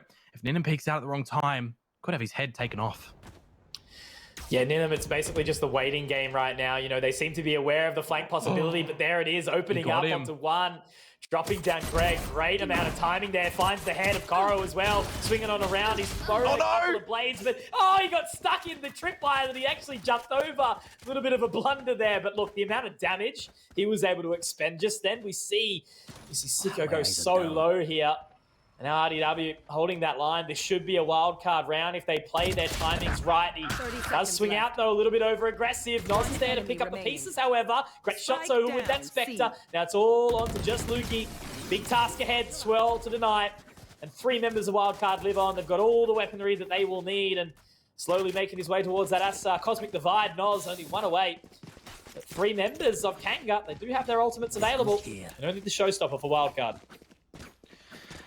Equalize 2-2, big thing on the back of it. Ninim able to get out the operator. Doesn't have those blades to be able to assist though. This time, however, is just going to have to be pretty in toward those shots. But you're, you know, it's always one of the difficult things in this game, right? Who do you kind of look towards to take those frags? There's no GoTV like in Counter-Strike that can kind of just give you the frags on a little bit of a delay. Crash is trying to just be the big brain play and read into everything. So we love him for it. But Ninim just does Ninim things and able to find it and then fall at the end. Enemy tag. Sicko to lead in the owl drone as Ninim finds Sicko. So a weakened offense from Kanga. Trying to creep on out. 4-man stacked up over towards this location. We do have the Astro rotating back in towards Garage. That's the thing. This map, it's so challenging to try and lock down all the different locations. You kind of just have to, you know, work your way around the map, take control of different areas where possible. Frequent holding that line. Clutchy does actually get around the other side of the Nebula, going for the runner back now. The ultimates come out from Infrequent though. Does get 2, then quickly traded out. Now Ninim misses the shot narrowly. Clutchy getting up close and personal, obviously a little bit low, but he's vulnerable. It's not going to matter though. Clutchy still getting the job done here. Ninim tries to peek onto it, but it's not a classic, mate. That one's an Odin this time round. And it's all on to just RDW on the flank and by Clutchy's positioning. Will he get caught off or will he find it? Does take him down for 2 HP. It's enough for Koro. And that is a round picked up by Kanga and Clutchy goes colossal. Clutchy goes absolutely massive in that one. It's a little bit of a funny thing as well with the Phoenix running back, right? Infrequent after this showstopper is able to find 2 with it. Gets out the damage from the Spectre that does end Clutchy's run on the runner back. But in the same exact millisecond, they both shot out the bullets to trade each other. So Clutchy's runner back expires. He's still alive. Can't say the same for Infrequent. And then at the end there from RDW, right position, right time. It's just right-clicking on that Vandal is always a monster to try and contain and can't quite get it in the end. 2 HP to spare as we did see. But off the get-go here, Swirl dispatches of Greg with the Hunter's Fury. Another pick found by Clutchy here, at least bringing it back to an even Steven 4-4. Recon Bolt, though, does spot him out. He's happy to just sort of lay wait there for a little while. Ninim. Oh, my God. Clutchy churning and burning right now. The man is on a mission, trying to find as many frags as possible. RDW just on the other side of that barrier wall. Lukey, though, going to be taken down by Noz. Did get a little bit sneaky. Good use of the gravity well, but it's not going to be enough. Koro does actually find the frag, trading out onto Noz. And now Kanga, they're at the advantage again. Clutchy looking to siphon off some positioning here. Cutting them off. He will get swung, but it's going to be Clutchy to get another one into the back pocket. Swirl. He's sharp. But will he be able to find the 1 on 2? Yeah, he really has to back himself here. Going to get not tagged up by the owl drone, but that's information on at least where Sicko is playing at the back lines. He does have the Hunter's Fury as well, but he's actually a little bit wide on the fact. Doesn't really matter right now. You would have expected him to be right-clicked on toward that Guardian. Single shot to the face. You are out of here as Kanga. They do hold on for another round on the board. And does also send Wildcard into an eco.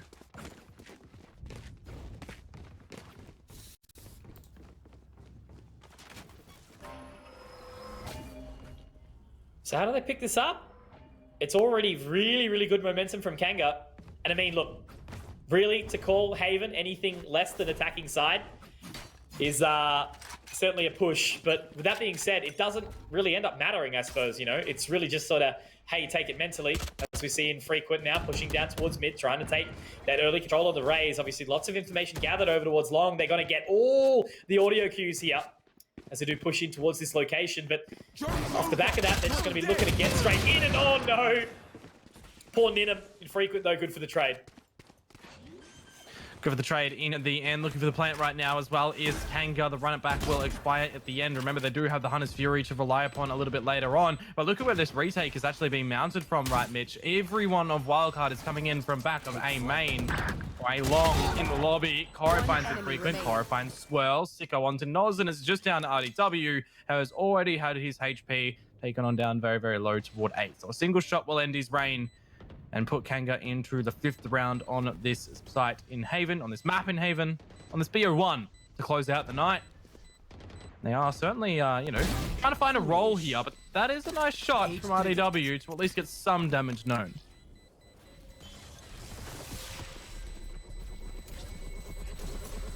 He's trying to find some expiring damage, but no one's home. The Radianite will take him down.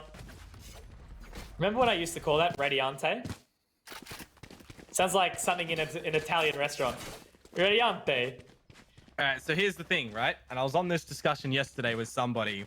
We all call it Valorant, which is, because of the emphasis on the A, you would think that it would be a double L, right? So technically the pronunciation for it is VALORANT, with no double letters coming in. But Valorant sounds weird, but I kind of think it's funny. Dude, just let's go back to Project A. Send it back. In Project A, abilities won't change the pace of the game. It will be primarily focused on gun skill and team play. Rocket, don't get killed! Yeah. Well, it is going to be Valorant this round as Clutchy does get sent at bay by those paint shells. Frequent trying to pick up the pace. Ninum, a little while away. They are very split up right now. There's the camera to lock him into position. It's going to be a very, very split situation, of course. Cosmic Divide is up and out right now. RDW at least with one. Koro, though, does find a trade now. The chaos ensues. There's a resurrection. There's frags. Everything's happening right now, but Koro in a position. Can he take down Swell? The answer is no. It's all on Aluki, and the defuse is already there. Unfortunately, it will be Ninum to close it. Wildcard, they're back on the board. Big old round in the end from Wildcard, maintaining their focus in towards it, getting on the defuse. B site can always be a very strugglesome one in this one, but the flank a little bit too late to come on through to be able to try and do something, and the crossfires from Wildcard do get it done in at the end. Big numbers being put up there, as it does mean now once they're closer to trying to get a little bit of equalization, they will of course have to win this round here and see the next one after that, where the money situation for Kanga won't be too great, but they should just be able to scrap in and buy if they really want to deep dive in, maybe have some light shields with some other sorts of weaponry. But for now, we get very narrow focused in toward this one, because again, Kanga, they're going straight up toward the B side to try the same thing. I wonder though, will it work out for them this time? 5v5 on a retake is going to be. I like that. I like that. The pace just completely changed for you there immediately, but Ninum is up on top, looking to find another. Already Clutchy up close and personal. Ninum does get the damage connecting though. Swirl also good for one. Same with RDW. It's all in a Sicko. Does connect with the first, narrowly missing the second. And Ninum, he's awake now, ladies and gentlemen. He will find the 4th round for Wildcard. Everything is happening in amongst this B site. The carnage has sort of happened the last couple of rounds now. And only one round apart this time. Wildcard, they've got a bone to pick. Again, we spoke about it earlier. The last time these two teams faced off was actually a very, very one-sided affair. Wildcard have had a couple of early exits out of some pretty high-tier competition in some disappointing fashion. But again, everyone still considers them a premier team. And I understand that they are individually on paper very, very solid players. And I feel like once they find, you know, the potential agent locks on each map, that's when they're going to really push it forward. And I guess, just to clarify as well, the reason, just while we got a little bit of an eco here, Kanga on the side of caution to not force in completely. The reason why my pace sort of stops was it was really good timing to use the gravity well. You saw that, you know, this spike gets planted as the gravity well starts pulling, so it gets the free frag and brings the spike out into a more approachable scenario where you're not just funneled in for those shock darts to be able to hit you instantly like it would be if it was planted in toward that corner, right? Out the open more, they have to kind of use a little bit more brain for the trajectory of the darts potentially. So I really do like that coordination from Wildcard there with the quick new addition of Noz. Oh, there it is! Spike down, attacker spawn. And Tailwind, just for good measure. What an incredible play from Ninum.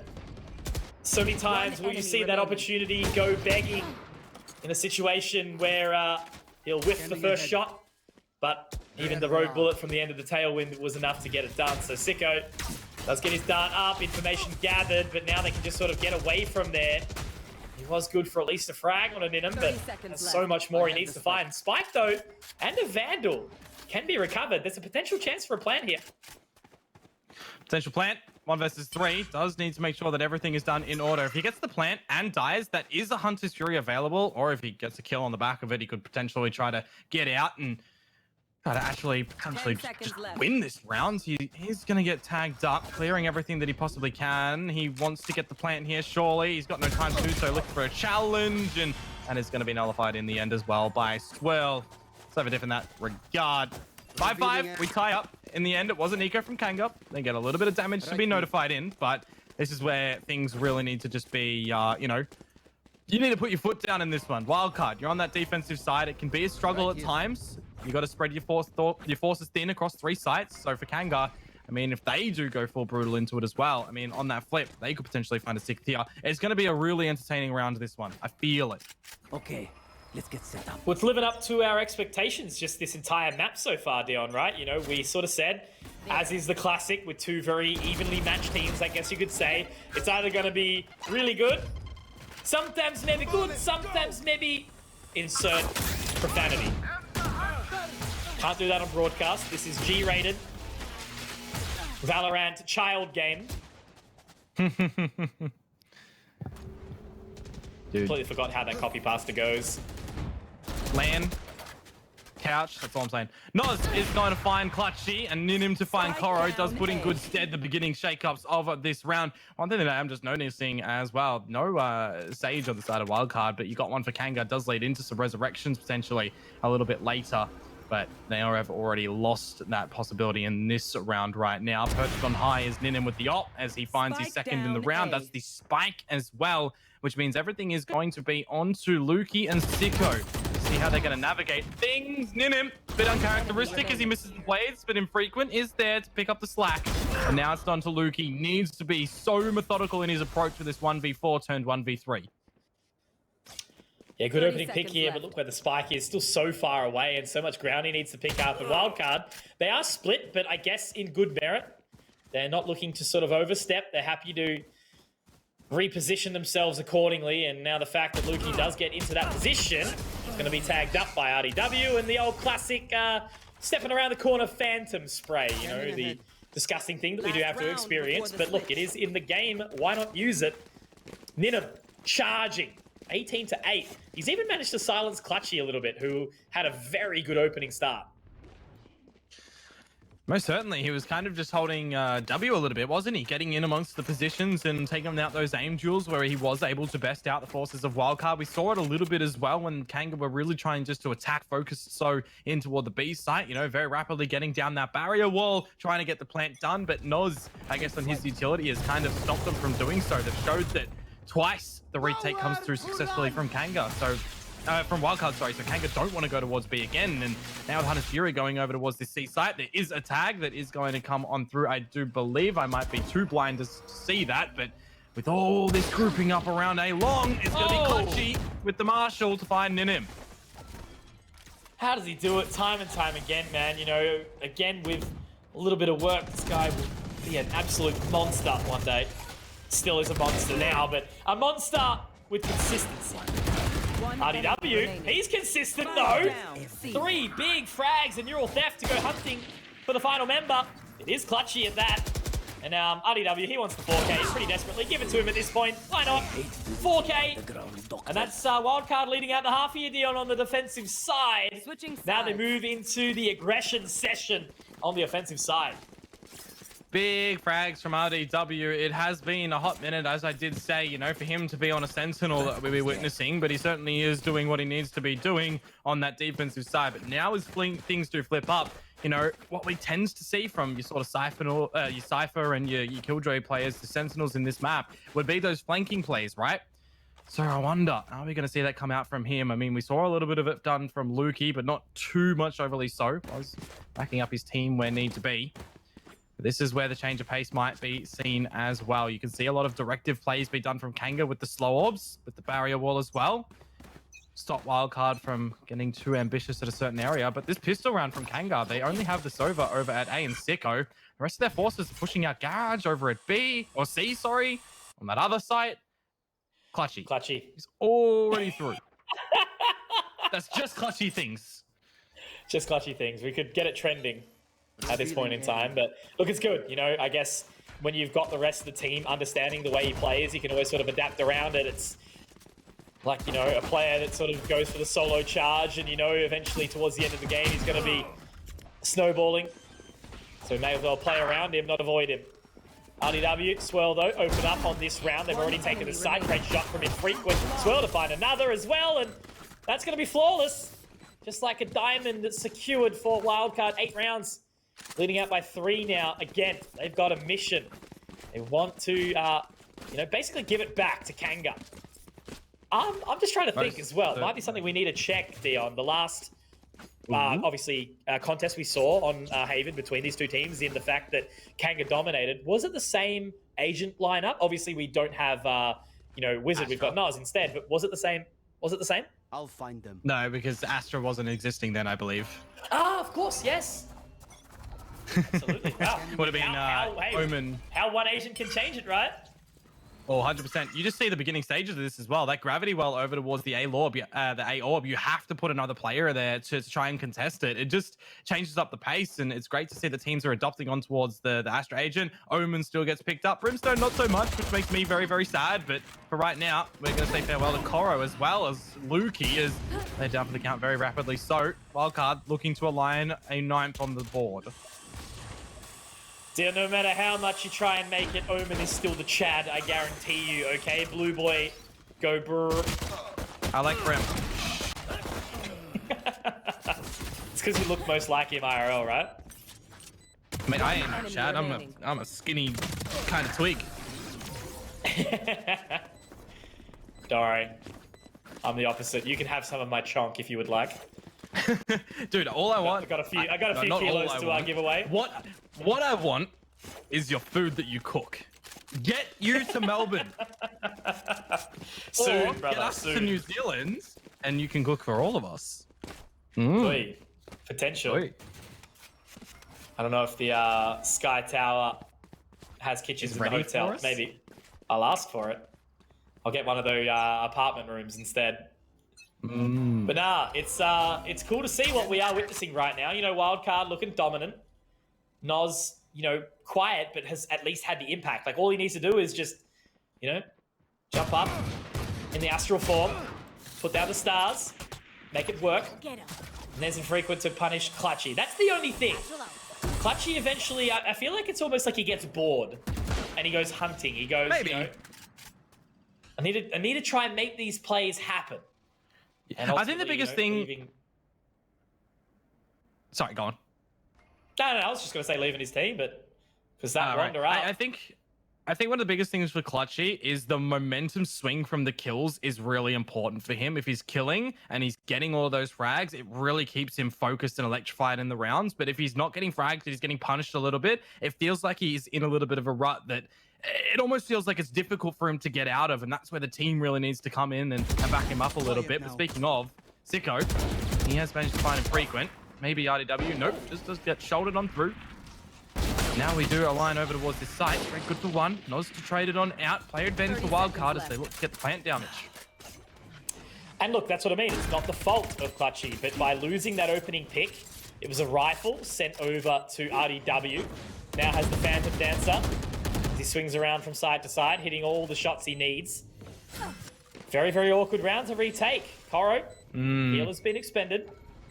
Where does the wall go? Nowhere. In him. Catches them in the gravity well. That's one of the biggest things about the gravity well, right? It's for someone playing Astra, and I can't quite remember who said this, she isn't really a smoking agent. Yes, she can get smokes down and everything, but the usage of the gravity well is so instrumental in so many positions. People hardly even use the Nova Pulse unless you're charging into a site where you kind of combo both of them. Using that gravity well at a choke point, like, in that specific instance there, right? Over towards the entry site to that side. Anyone who would be coming through that area gets pulled in. They cannot escape and charge into the side. It is really good for like a double swing or a triple swing out to contain that area. And if they're even combo it with the smoke, if you put the smoke and the grav well there, you just shoot through it with the phantom or something and it kills as well. So it is a massively impactful piece of utility. That's a big ding too. Owie hurting a little bit, but at least that's the joys of having the Sage on one side. Koro does find one, make it a no. 1.5. Clutchy. He's actually the man to find a couple here with the Sheriff, and that's what we mean. The impact that he still continues to bring through. But RDW, he sleuthed his way into C-Link. They're aware of it. Checking towards CT. What's he going to be able to find here? Greg spotting it. Oh, he can pick up a whole lot of information here. 1 and 2. Will he clear out Clutchy? Clutchy does have the line. In a position where he's going to be able to find some more. But the gravity well. That's it. You're exactly right. Now it's all on to just Sicko in a 1 versus 2. As Sheriff available, Clutchy did so much work, but RDW, very, very well played there. And Noz on the fadeaway. Takes him down with the Astra. Wildcard are looking dominant here. 11-5. A really well placed out round from them. A little bit of that bonus you could consider as well with the purchase that Kanga had thrown in, but they gave him a run for it, right? In the end, 2 players surviving from wildcard. Noz putting down the star at the right position as well to assist RDW at that location. I'm kind of waiting, I guess, to see the full extent and strategy pool of what players and teams do with Astra, because like something off the top of my head right now is comboing some shock darts with locations of gravity wells, right? Something that you could definitely look to do. So it really just comes down to what those teams do want to throw out later in. And I think the new map that eventually will come out, Breeze, I think was the name, right, is going to really interest me. But Ninim, that is the second time, sir, that all your plays have gone wrong.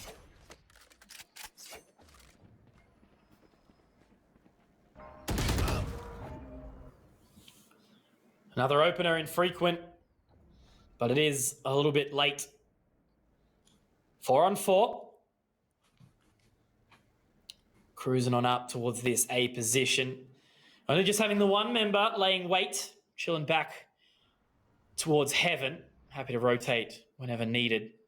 But for the time being, still is going to be wildcard. Well and truly ahead of the curve here.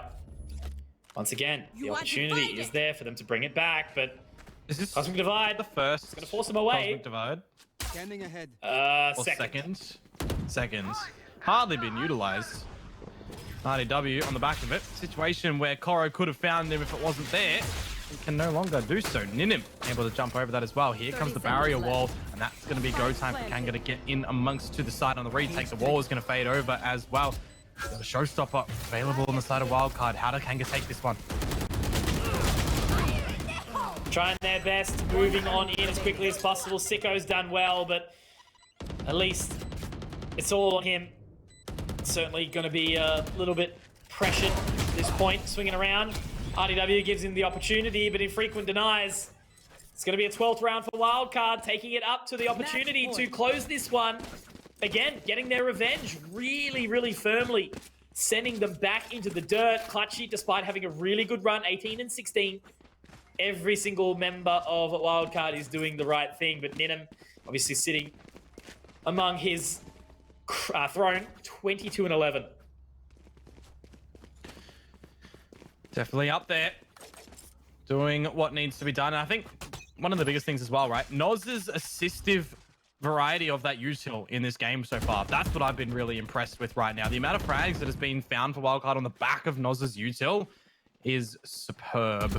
And for right now, what could be map point, well, it is map point, could be matched on and dusted after this one. And then manages to find that opener as well. So they are on their way.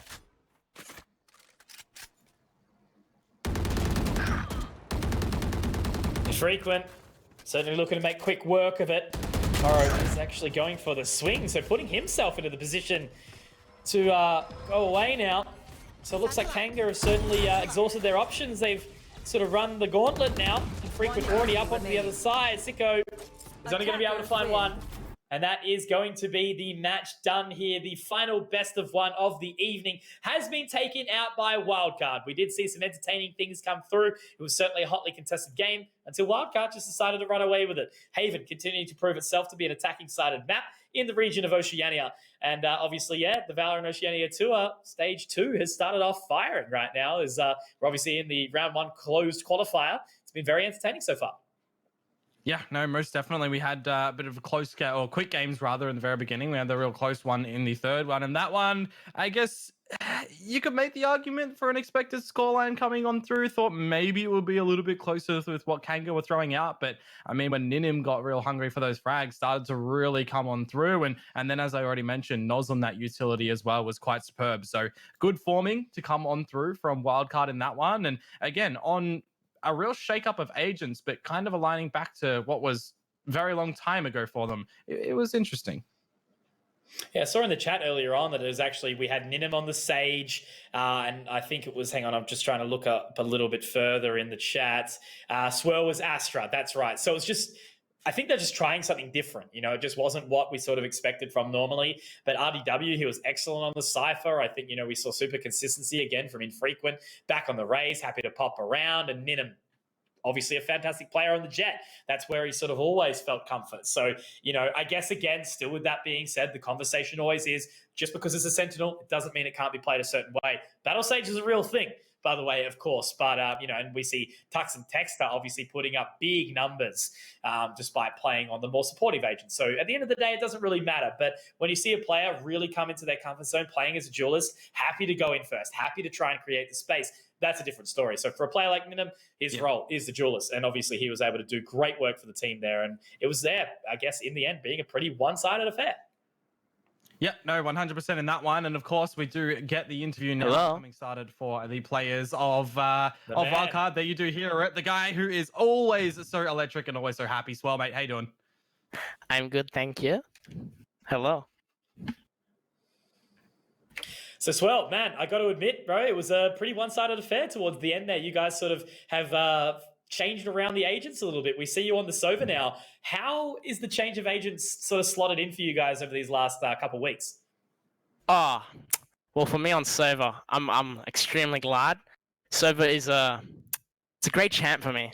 I'm a bit of a geek, so I love learning shit. So yeah, Sova's been good. For the other players, Ardu used to play Sentinel, so it's not been a major change for him. But yeah, it's been good overall. That was good to see the change up when we got into it as well, because I kind of was expecting to not see, I guess, that agent lineup come from you guys, but pleasantly surprised. It's, you know, something that we usually see you not dive in towards was on the Sova, but you certainly did bring everything that you needed to. Ninim back on the Jet there as well, putting up what he needed to. But what I want to know is, Swell, who was leading the charge for you guys tonight in that match? Nosroldy, we're going to have to give it to him. The IGL, the beast. Nosroldy filling in for Mr. Travis Scott himself. I mean, Wizard. We call him Travis Scott. Ralph. Yeah, Ralph. The man. Yeah, nah, cool. Oh, that's awesome because, yeah, we were actually having a little bit of a discussion who was at the helm tonight. But, man, look, one thing that we spoke about with Watt before the game that you guys just played was the Wildcard versus Mindfreak duel. That's going to be coming out tomorrow in the best of three, of course. There was some fighting words there, man. You guys, argued for the sort of top two, who is the better team. And, man, after seeing tonight, I think you guys might be able to really contest them tonight. What have you got to say about that? Mindfreak, I do love the management. I do love the players. But, it's a best out of three. And I think Wildcard is the stronger team. So all props to them, all the prac they do. But I think we're pretty strong right now. Well, for spoilers maybe going into it, and you can tell us, unanswered if you want to, are we going to be seeing Noz back tomorrow as well? And maybe for the rest of this week? Is he, in the team for this this stage? You'll be seeing Noz rolling until, I think, the end of stage 2. So, yeah. Cool. Well, awesome, man. Well. Look, before we wrap up, is there anything that you want to sort of, say to anyone watching along or any kind words that you need to deliver? Shout out to my boy, Jessica. Appreciate her. Yeah, that's it. Love you, Jessica. Fantastic. Absolute legend, mate. Well, there we have had it. Swirl was on the call, and he did give us some cool little fighting words. I'm excited to see that one tomorrow. Obviously, yourself and Pilsky will be bringing that towards the action. 2 best threes. It's going to be electric. But yeah, man, I guess now this is the time we can sort of sit back a little bit and reflect, Dion. Let's break down what we have seen earlier in the evening. Of course, that bracket is going to allow us to have a little bit of vision on not only what we've seen tonight, what we will be seeing tomorrow, and also a reminder that on that channel, we do still have twitch.tv/LPL_Valorant. Digital Casts is bringing us through that lower bracket. Direwolves versus Straight Out of the Zoo is going down right now. Yes, sir. So the recap, we started off with Order and Dire Wolves. Of course, all these being the BO1s here. A quick one on that one, 13-4. Then on to the next one, Straight Out of the Zoo and Team Bliss, 13-5 over towards Team Bliss. Mindfreak Paradox, the closest one that we had to have of the night, 13-11. A very contested one between those. Wildcard and Kanga, you guys just witnessed it there, with Wildcard taking a pretty nice victory as well. So it means that tomorrow we're going to have Mindfreak Wildcard, Order Bliss. And right now, as you've mentioned it, the Direwolves are taking on Straight Out of the Zoo in this sort of lower gauntlet slug that one of the teams will actually be eliminated in as well right now. So we will be sending you guys over there momentarily. But the recap on that one, Straight Out of the Zoo lost on Ascent 13-4, and Straight Out of the Zoo won on Haven 13-5. So it's a big scoreline differences there as they now endeavor over onto Splits to close it out and see who's going to be victorious.